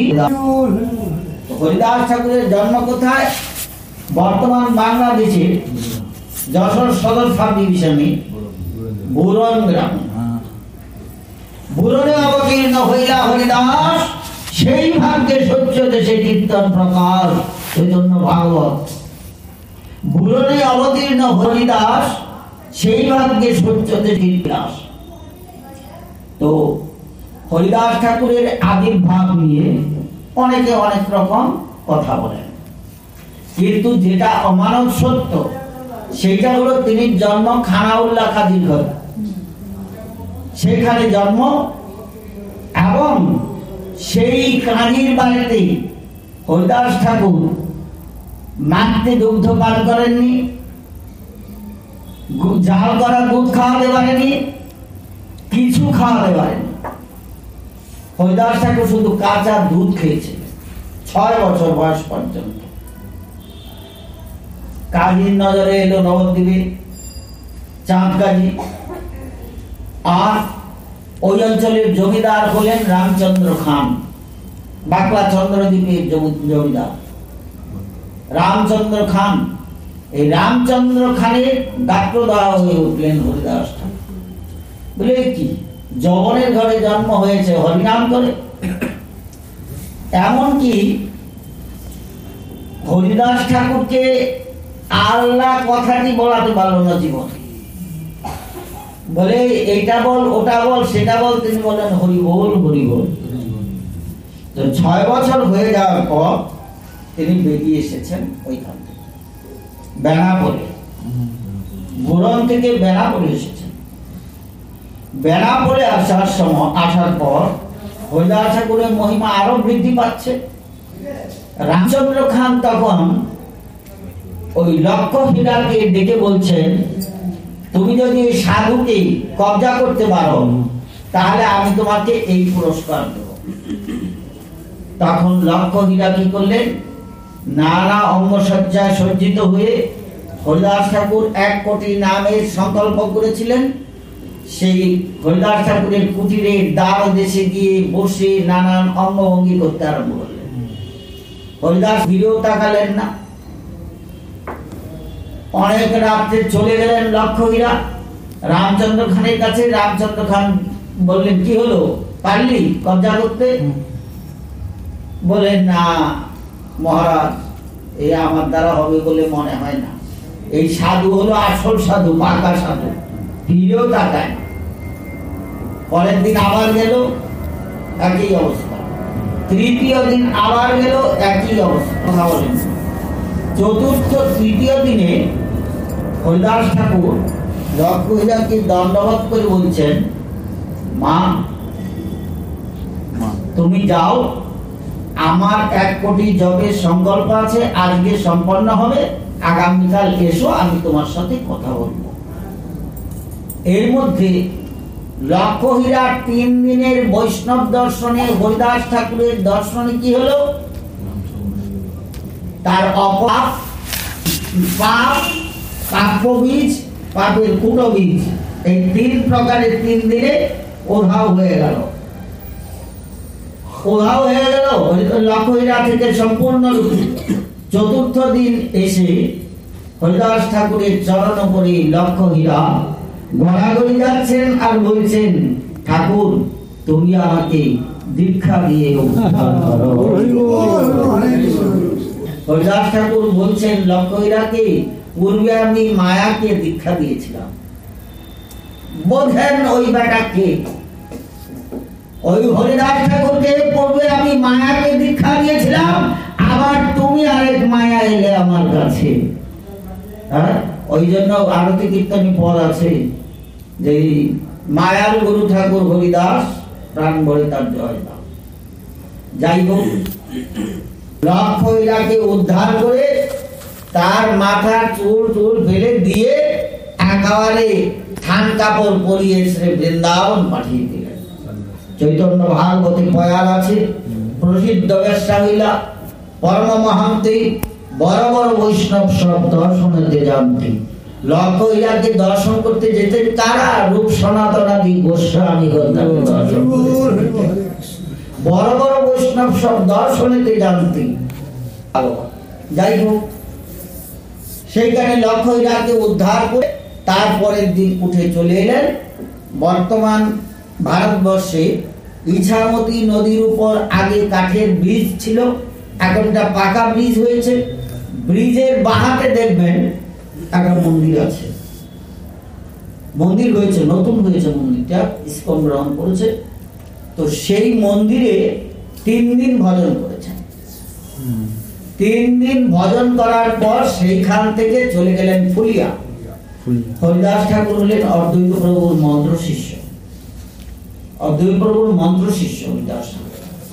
তো অদ্বৈত প্রভু এইবার কাজীর কানে গেল এইসব কথা, যে জবানের ঘরের ছেলে হয়ে হরিনাম করে।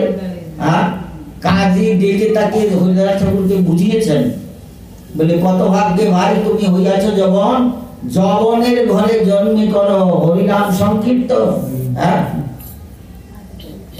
উপদেশ কিচ্ছু মানেন না, আদেশ কিচ্ছু মানেন না, তিনি ওইভাবেই চলছেন। হরিদাস ঠাকুর অদ্বৈত প্রভু আদেশ করেছেন তুই ফলিয়ায় থাক। ফলিয়ায় অবস্থান করেছেন হরিদাস ঠাকুর বহুদিন।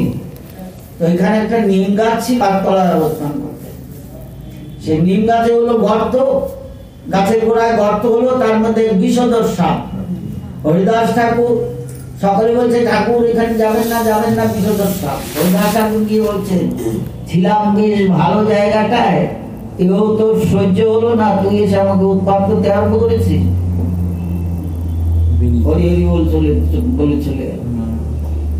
এরপরে অদ্বৈত প্রভু দেখলেন যে একে এখানে এভাবে রাখা ঠিক না, এভাবে রাখা ঠিক না, কোনদিন ফেলবে আর বিপদ হবে। তো যাই হোক, নিজের বাড়িতে এনে রাখলেন শান্তি করে। ওইখানে আরো জোশ হরিনাম করছেন, আরো জোর হরিনাম করছেন, হরিনাম চলছে। এবার 3 লক্ষ হরিনাম করেন রোজ। 3 দিকে লক্ষ্য রেখে 3 লক্ষ হরিনাম করেন। 1 লক্ষ হলো নিজের ভজন অস্ফুটস্বরে, 1 লক্ষ হলো মাঝামাঝি স্তরে আমার মতন অপান্ত জীব যারা কলিযুগে জন্মাবে, যাদের হরিনামে নিষ্ঠা হবে না, তাদের জন্য 1 লক্ষ নাম করেছেন।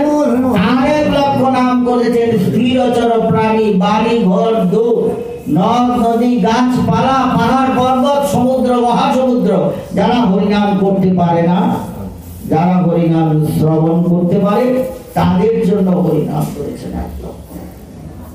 এবার কাজী কি করেছেন, 22 বাজার ঘুরিয়েছেন। হরিদাস ঠাকুরের 2 চরণে বেঁধে, দড়ি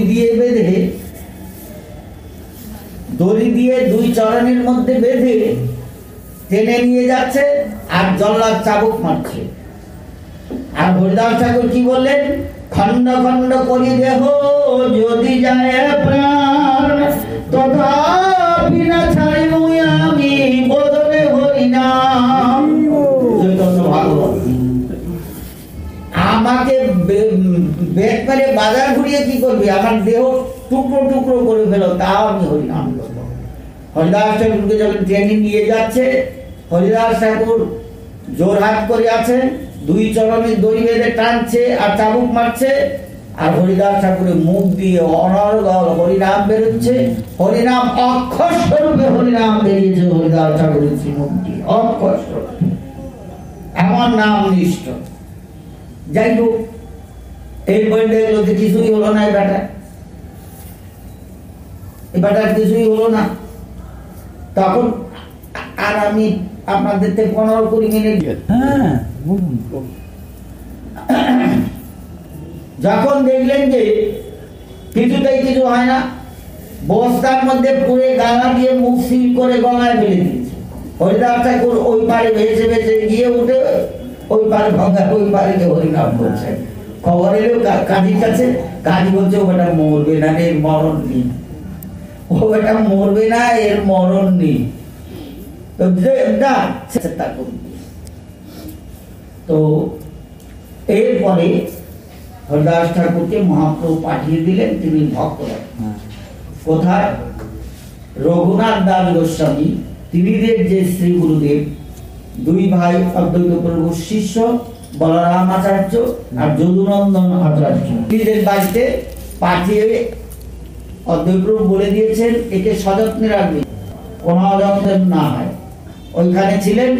তখন রঘুনাথ দাস গোস্বামী নিত্য যেতেন হরিদাস ঠাকুরকে দণ্ডবোধ করতে। দেখুন, ভজন রাজ্যে আসতে হলে একটা না একটা সূত্র চাই।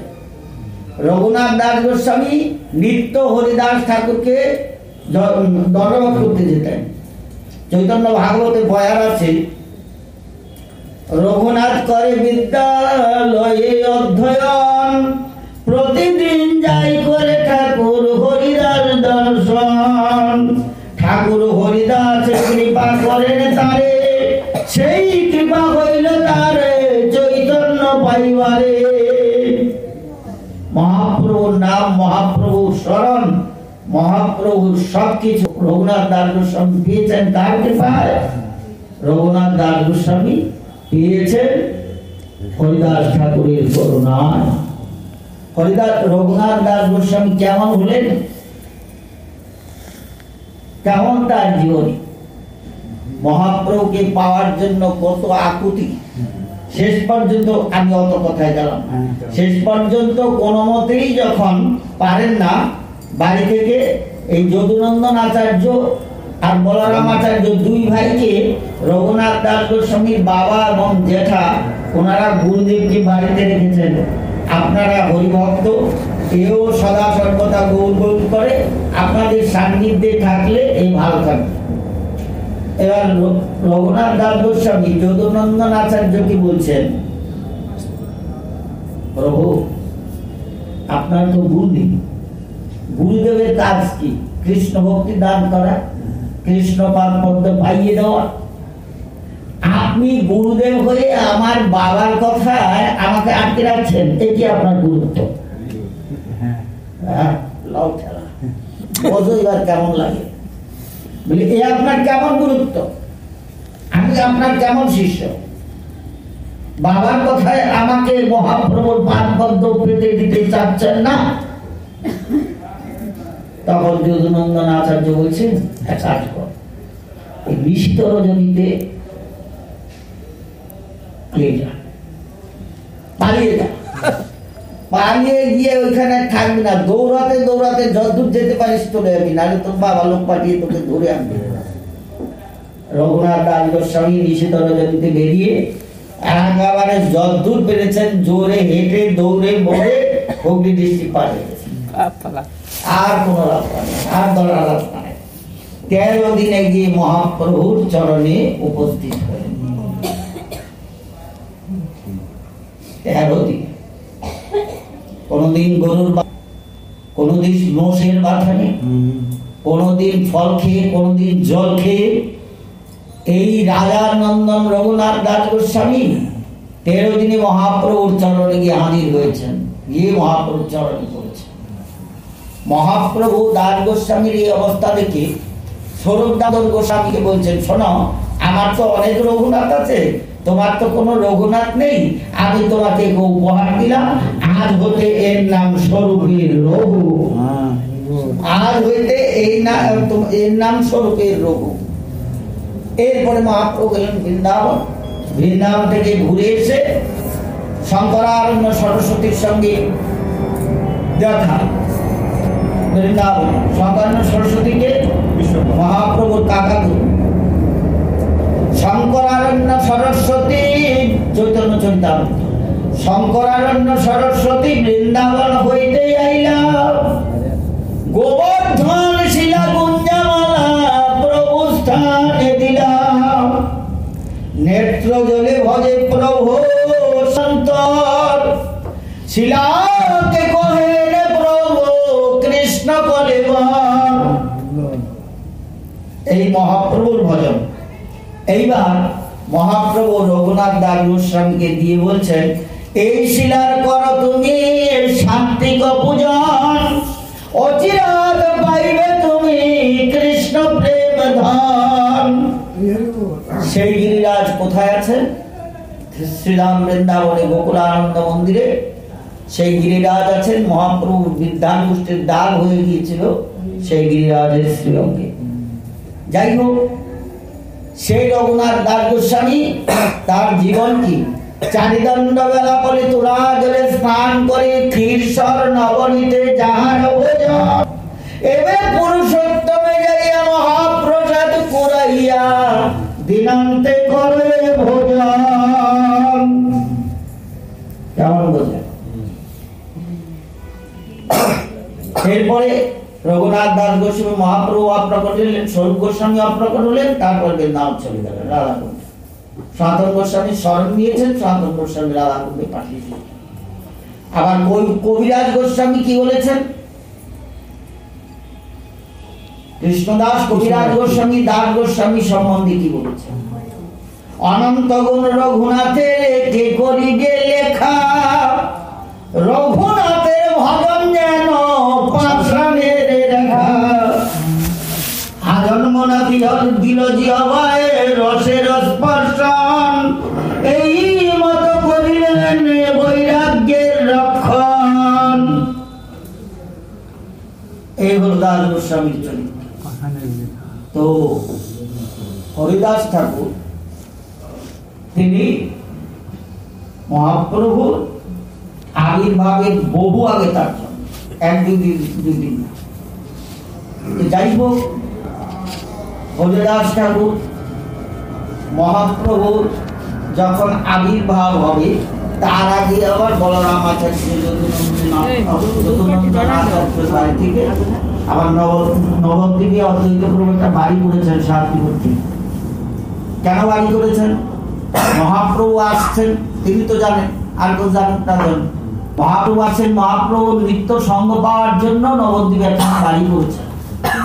সেইখানে অবস্থান করছেন হরিদাস ঠাকুর। এবার সতী ঠাকুরানী গর্ভ 13 মাস হয়ে গেল, গর্ভপাত হয় না। তখন জগন্নাথ মিশ্র সতী ঠাকুরানী দুইজনে অদ্বৈত প্রভুর মেলা গালাগালি, প্রচুর গালাগালি দিচ্ছে। মহাপ্রভুর আবির্ভাব হয় না, এটা মহাপ্রভুর দোষ। ওই বুড়ার কি দোষ হয়েছে?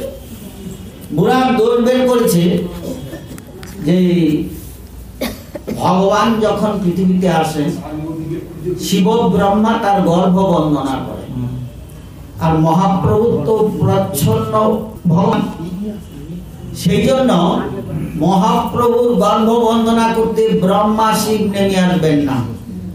আসল ব্রহ্মা, আসল শিব। আসল ব্রহ্মাকে হরিদাস ঠাকুর শিব হলেন অদ্বৈত নারদ শ্রীবাস, স্বয়ং ব্রহ্মা হইলেন ঠাকুর হরিদাস। অদ্বৈত প্রভু আর হরিদাস ঠাকুর গুরু শিষ্যে দুইজনে সতী ঠাকুরানী ঘরে বসে আছেন, তার চারপাশ দিয়ে এতে সন্দেহ হয়েছে জগন্নাথ মিশ্রের, বলে এই বেটা আমার স্ত্রীর গর্ভ বেঁধে রেখেছে। আরে মহাপ্রভু আবির্ভূত অন্যায় কেন? সূর্য গ্রহণে সকলকে হরিনাম লইয়ে তারপরে তিনি আবির্ভূত হবেন, তার জন্য অপেক্ষা ছিলেন। ফাল্গুনী পূর্ণিমা তিথি, নক্ষত্র ফাল্গুনী, শুভ দিনে জন্মিলেন গোরারি জমনে। সেই তিথিকে অবলম্বন করে মহাপ্রভু আসবেন।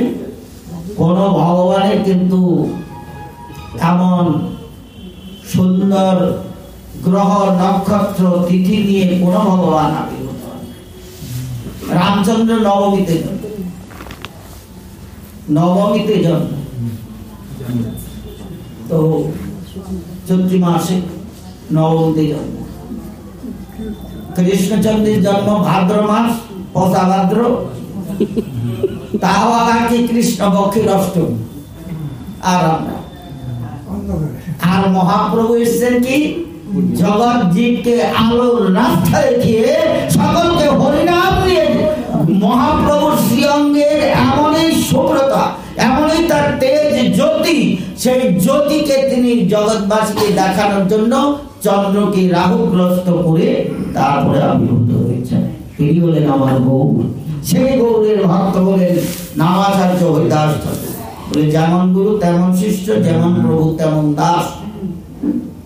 হরিদাস ঠাকুর মহাপ্রভু বড় তো বয়সে, অনেক দিন এইভাবে চলেছে। এবার মহাপ্রভু 24 বছর হলো সন্ন্যাস নিলেন সন্ন্যাস। হরিদাস ঠাকুর অদ্বৈত প্রভুর বাড়ি চলে গেছেন। অদ্বৈত প্রভু রাগে দুঃখে নবদ্বীপের বাড়ি ফেলে দিয়ে সোজা চলে এসেছেন আবার শান্তিপুর। মহাপ্রভু সন্ন্যাসের পর 4 দিন ঘুরেছেন, 3 দিন ঘুরেছেন, 4 দিনের মাথা অদ্বৈতের গৃহে প্রথম অন্ন গ্রহণ করবেন সন্ন্যাসান্তে। মহাপ্রভু যখন সন্ন্যাস নিতে যান, প্রভুর সঙ্গে গিয়েছিলেন কারা? 2 জন গিয়েছিলেন। কে কে গিয়েছিলেন? মহাপ্রভুর মেসমশাই চন্দ্রশেখর আচার্য আর গিয়েছিলেন নিত্যানন্দ প্রভু। চন্দ্রশেখর আচার্যকে পাঠিয়ে দিয়েছেন প্রভু, নবদ্বীপে গিয়ে খবর দাও। আর নিত্যানন্দ প্রভুর সাথে রয়ে গেছেন। এবার প্রভু আবার রার মন্ডলে ঘুরেছেন 3 দিন, খাওয়া নেই দাওয়া নেই, নিত্যানন্দ প্রভু পিছনে আছেন। যখন কালনায় এসে প্রবেশ করেছেন, তখন নিত্যানন্দ প্রভু সামনের দিকে গিয়ে হাজির। বলে প্রভু তুমি কোথায় যাচ্ছ? বলে আমি বৃন্দাবন যাব। আমি বৃন্দাবন যাব।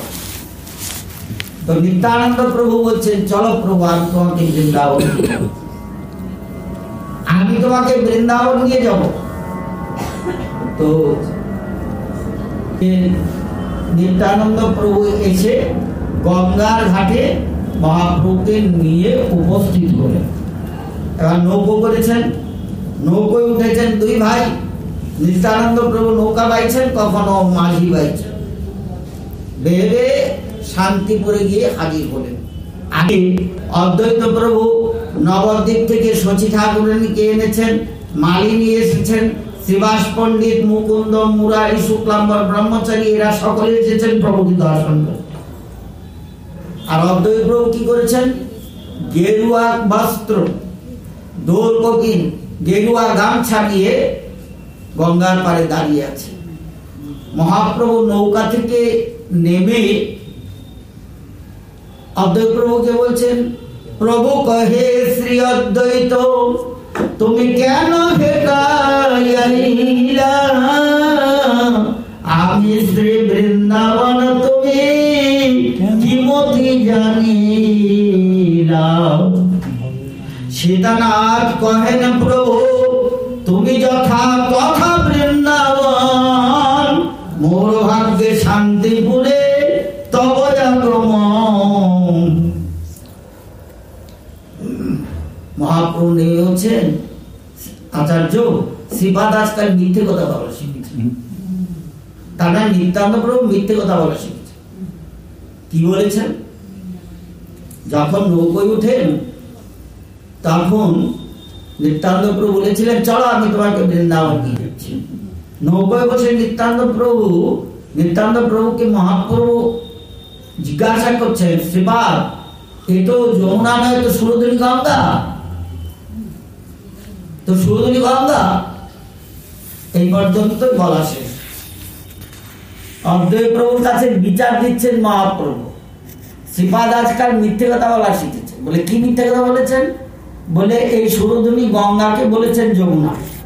এখন অদ্বৈত প্রভু তো পণ্ডিত, বেদান্তের পণ্ডিত, আর মহাপ্রভু শিক্ষায় গুরু। মহাপ্রভু অদ্বৈত প্রভুর কাছে ভাগবত পড়েছেন, বিএড পড়েছেন, বেদান্ত পড়েছেন।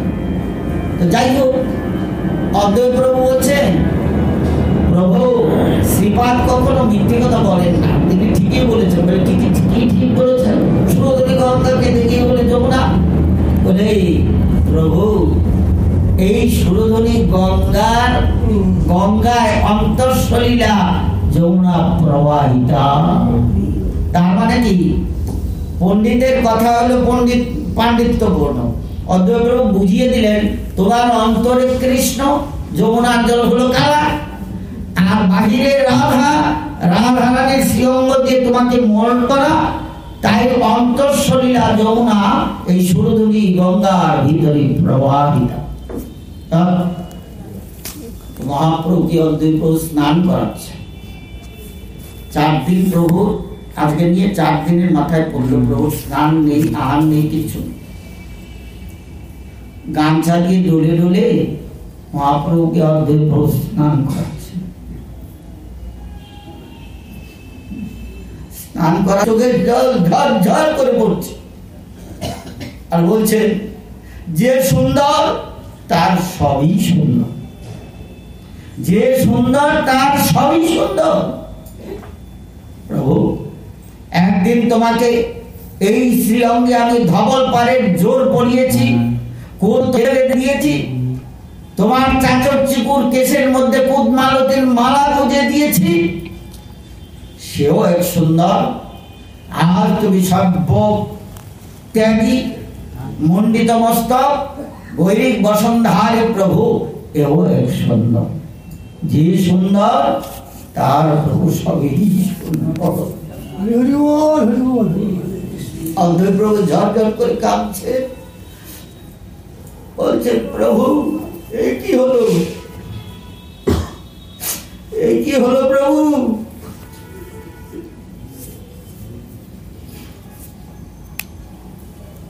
নিয়ে গেলেন শ্রীপাঠে। সেখানে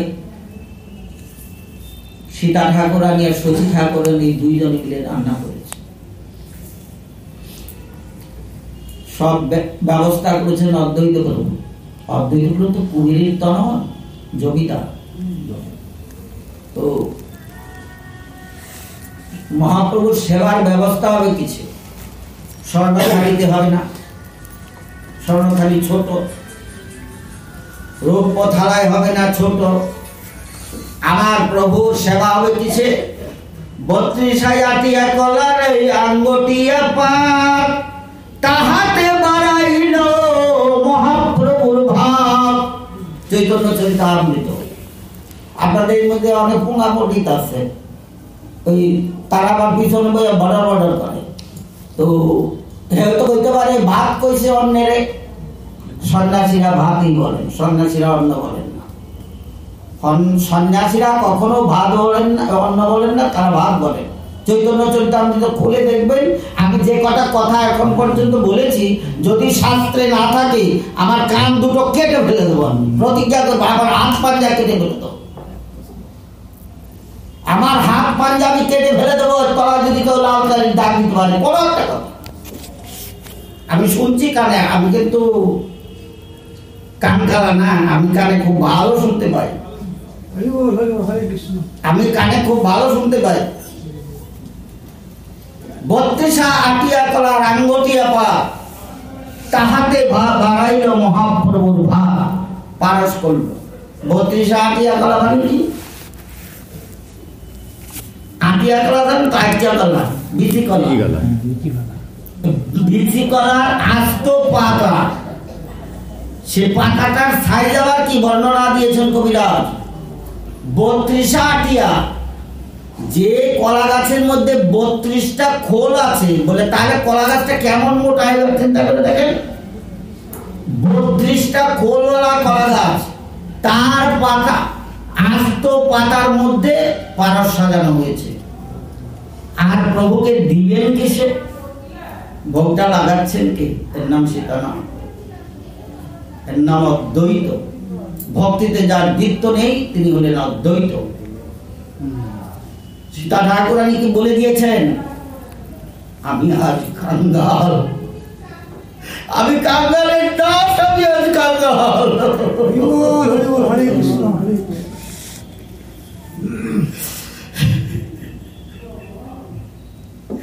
আমি আজ কাঙ্গাল। স্বর্ণ থালি, স্বর্ণ বাটি, স্বর্ণ গ্লাস, রৌপ্য গ্লাস কোনো কিচ্ছু ব্যবহার করবে, সব ওই যে 8 কলার খোল, সেই খোল দিয়ে ডোঙ্গা বানিয়ে দিয়েছেন, সেই ডোঙ্গার মধ্যে সব পদ রেখেছেন। আবার চরিতামৃতে বলা আছে এক এক ডোঙ্গা যেন নৌকোর মতন হেলি, এত বড় বড় ডোঙা বানিয়েছে যে নৌকোর মতো হেলছে। তো নিতাই অদ্বৈতের পাঠ সাজানো হয়েছে। বলছে আচার্য, এই সৌভাগ্য তো বড় কম হয়, এই সৌভাগ্য তো বড় কম হয়। আজকে আমাদের চরম পরম সৌভাগ্যের দিন। আসুন আমরা তিনজনে একসঙ্গে বসি কৃষ্ণ ধরামৃত গ্রহণ করি। নিতাই অদ্বৈত আর মহাপ্রভু মাঝখানে, ডানে নিত্যানন্দ বায় অদ্বৈত প্রভু বসে সেবা করলেন। এরপরে মহাপ্রভুকে দিয়েছেন শয়ন, দিয়ে অদ্বৈত দরজাটা বন্ধ করে রেখেছে। বন্ধ করে রেখে খানিকক্ষণ পরে প্রবেশ করেছে। বলে, প্রভু তোমার এই সন্ন্যাসটা না নিলে হতো না? সন্ন্যাস নেওয়ার কারণ বলে, আমার এই অবস্থা দেখে আমি ভাবলাম সন্ন্যাস আশ্রম অবলম্বন করলে আমার কিছু হতে পারে। বলে, প্রভু এইসব হেয়ালি কথা ছাড়ো, এইসবে অদ্বৈত ভোলে না। আমার নাম অদ্বৈত, আমি বৈদান্তিক পণ্ডিত। আমার কাছে এসব দাতা কথা খাটবে না। আসল কথা বলো, না হয়েছে প্রিয়াজি তোমার বিরুদ্ধে, না হয়েছে শচী তোমার বিরুদ্ধ, না হয়েছে নদীবাসী, না হয়েছি আমি, না হয়েছে শ্রীপাদ। কে তোমার শত্রু হয়েছিল? কে তোমার বিরোধিতা করেছিল হরিনাম করার জন্য? তুমি যে সন্ন্যাসী হয়েছ, কারণ কি? সত্যি সত্যি বলো। ভয় পেয়ে গেছে মহাপ্রভু, ভয় পেয়ে গেছেন। ভয় পেয়ে গিয়ে বলছে, বলে দেখো, আমি শ্যাম নামক একটা খরস্রোতা নদীর তীর দিয়ে যাচ্ছিলাম। কোথা থেকে একটা হাওয়া এলো, এসে আমাকে এই খরস্রোতা নদীর মধ্যে ফেলে দিল। বলে, প্রভু আসল কথা বলো, এইসব কথা বলো না, আসল কথা বলো, আসল কথা বলো। বলে, আসল কথা কি? তখন মহাপ্রভু আবার মহাপ্রভুকে অদ্বৈত জিজ্ঞাসা করছেন, ভালো কথা, শ্যাম নামক খরস্রোতা নদীতে পড়ে গেছো, তো তোমার এই লাঠিটা কিসে? দণ্ডটা দেখি বলছেন, তোমার এই লাঠিটা কিসে? মোবাইলগুলো বন্ধ করুন না। এই লাঠিটা কিসে? বলে, দেখো আচার্য, আমার রূপ পশু নানা দিকে ধাবিত হয়, এই পশুকে শাসন করার জন্য আমাকে গুরুদেব এই দণ্ডটা দিয়েছেন। বলে, এইসব কথা ছাড়ো তো, সত্যি কথা বলো। তখন মহাপ্রভু জোরহাত করে বলছেন, আচার্য আপনি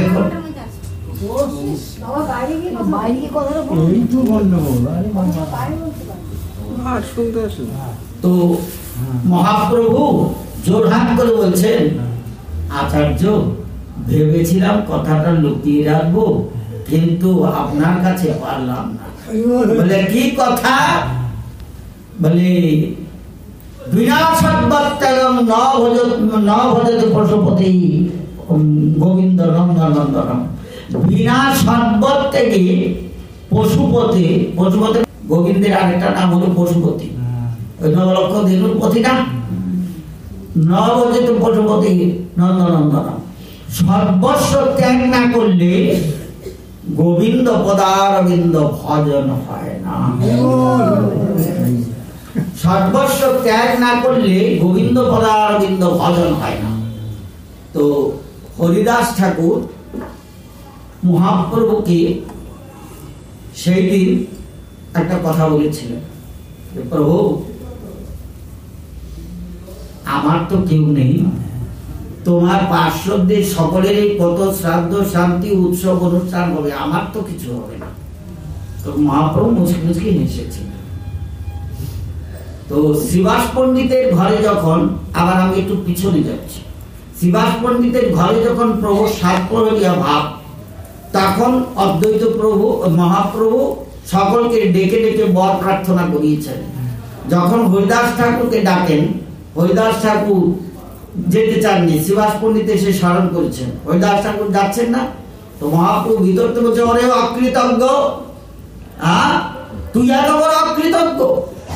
সঙ্গে সঙ্গে প্রভুর কাছে গেলেন, মহাপ্রভু পিঠের উত্তরীয়টা উঠিয়ে দেখলেন, দেখ দেখ দেখ দেখ তো হরিদাস ঠাকুরকে যখন বাইরবাজার ঘুরিয়েছিল যাত্রাঘাত করে, মহাপ্রভু তিনি পিঠটা হরিদাস ঠাকুরের উপরে চেপে দিয়েছিল। দেখে হরিদাস ঠাকুর ঝুঁকতে লাগলেন। তখন হরিদাস, প্রভুদিনাথ রে মোর বাপ বিশ্বম্ভর, মৃত মূলধন প্রভু মোরে দয়া কর, শচীর নন্দন বাপ দয়া কর মোরে, কুকুর করিয়া মোরে রাখো ভক্ত ঘরে। আমার এই বর আমি চাই, কুকুর করিয়া মোরে রাখো ভক্ত ঘরে। আমাকে কুকুর জনিতে পাঠিয়ে দেবো, কোনো দুঃখ নেই, কিন্তু ভক্তের বিঘা আমাকে জন্ম দিয়ে যেখানে আমি প্রসাদ চরণামৃত পেয়ে জীবন ধারণ করতে পারবো। এ হলো হরিদাস ঠাকুরের প্রার্থনা। এইখান থেকে হরিদাস ঠাকুরের প্রার্থনা আরম্ভ হয়েছে। তো এইবার হরিদাস ঠাকুর তো মহাপ্রভু চলে গেলেন নীলাচল। হরিদাস ঠাকুরের জন্য সিদ্ধ বকুল ডাল পুঁতে রেখেছেন, সিদ্ধ বকুল হয়েছে। হরিদাস ঠাকুর গিয়েছেন পুরী, সেখানে যাওয়ার পর সেই বৃক্ষতল স্থান করে দিয়েছেন মহাপ্রভু। বেশ কিছুদিন ভজন করার পর হরিদাস ঠাকুরের জন্য মহাপ্রসাদ নিয়ে গেছেন গোবিন্দ দাস। এ অনেক কথা আমি খুব জিষ্টা শুধু বলছি। গোবিন্দ দাস নিয়ে গেছেন মহাপ্রসাদ, অর্থাৎ মহাপ্রভুর অধরামৃত। তো সেই প্রসাদ এক ক্রঞ্চন নিয়ে গোবিন্দ দাসকে বলেছেন, আজকে আপনি প্রসাদ আর পাবো না, নিয়ে যাও। কেন? বলে শরীর সুস্থ, মন অসুস্থ, বুদ্ধিমন, আমার মন হলো অসুস্থ। তো পরের দিন মহাপ্রভু সকালে এসে হরিদাস ঠাকুরকে দর্শন করে গেছেন। তারপরের দিন মহাপ্রভু সংকীর্তন দল নিয়ে এসেছে, এসে হরিদাস ঠাকুরকে ঘিরে ঘিরে নাম করছেন।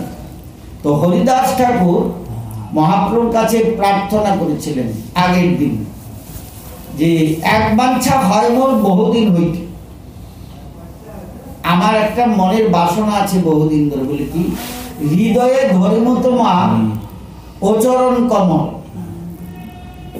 চরণ কমল, আর নয়নে দেখিব তোমার ওচাদ বদন, জিহ্বায় উচ্চারিব মই শ্রীকৃষ্ণ চৈতন্য নাম, এই মতো মোর ইচ্ছা ছাড়িব পরাণ। ঠিক পরের দিন এসে সকল ভক্তরা নৃত্য করছেন। হরিদাস ঠাকুর মহাপ্রভুকে বসিয়ে মহাপ্রভু চরণ নিকল হৃদয়ে রাখলেন, আর নয়নে মহাপ্রভু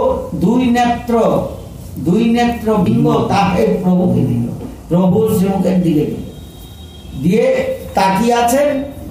সকলে নাম করছেন, নামের শ্রীকৃষ্ণ জিহ্বায় উচ্চারিল শ্রীকৃষ্ণ চৈতন্য নাম, আর কি নামের সহিতে তার হইল প্রাণ নিষ্ক্রাম, নামের সঙ্গে তার প্রাণ চলে গেল। এবার মহাপ্রভু কপাল চাপড়ি কেঁদেছেন, বলে হরিদাস চলে গেল বেঁচে থাকা ভার, দিন রাত নাম শোনাতো 3 লক্ষ বার। হরিদাস ছিল পৃথিবীর শিরোমণি, তাহা দিন রত্ন শূন্য হইলা মেদিনী। এই হলো নামাচার্য হরিদাস ঠাকুরের মূল কথা। যেহেতু গৃহস্বামী পিতৃদেব এবং মাতা ঠাকুরানী এই তিথিটি দেহ রেখেছেন, সেই জন্য তার বিদেহী আত্মা নিতাই গৌর শ্রী রাধা মদন গোপালের চরণে এই গত যে আত্মা, সেই আত্মার দিকে তাকিয়ে এবং তাদের দিকে তাকিয়ে মহাপ্রভুর চরণে, হরিদাস ঠাকুরের চরণে, সর্বস্বামীর চরণে প্রণাম জানিয়ে আমি এখানে বিশ্রাম করলাম।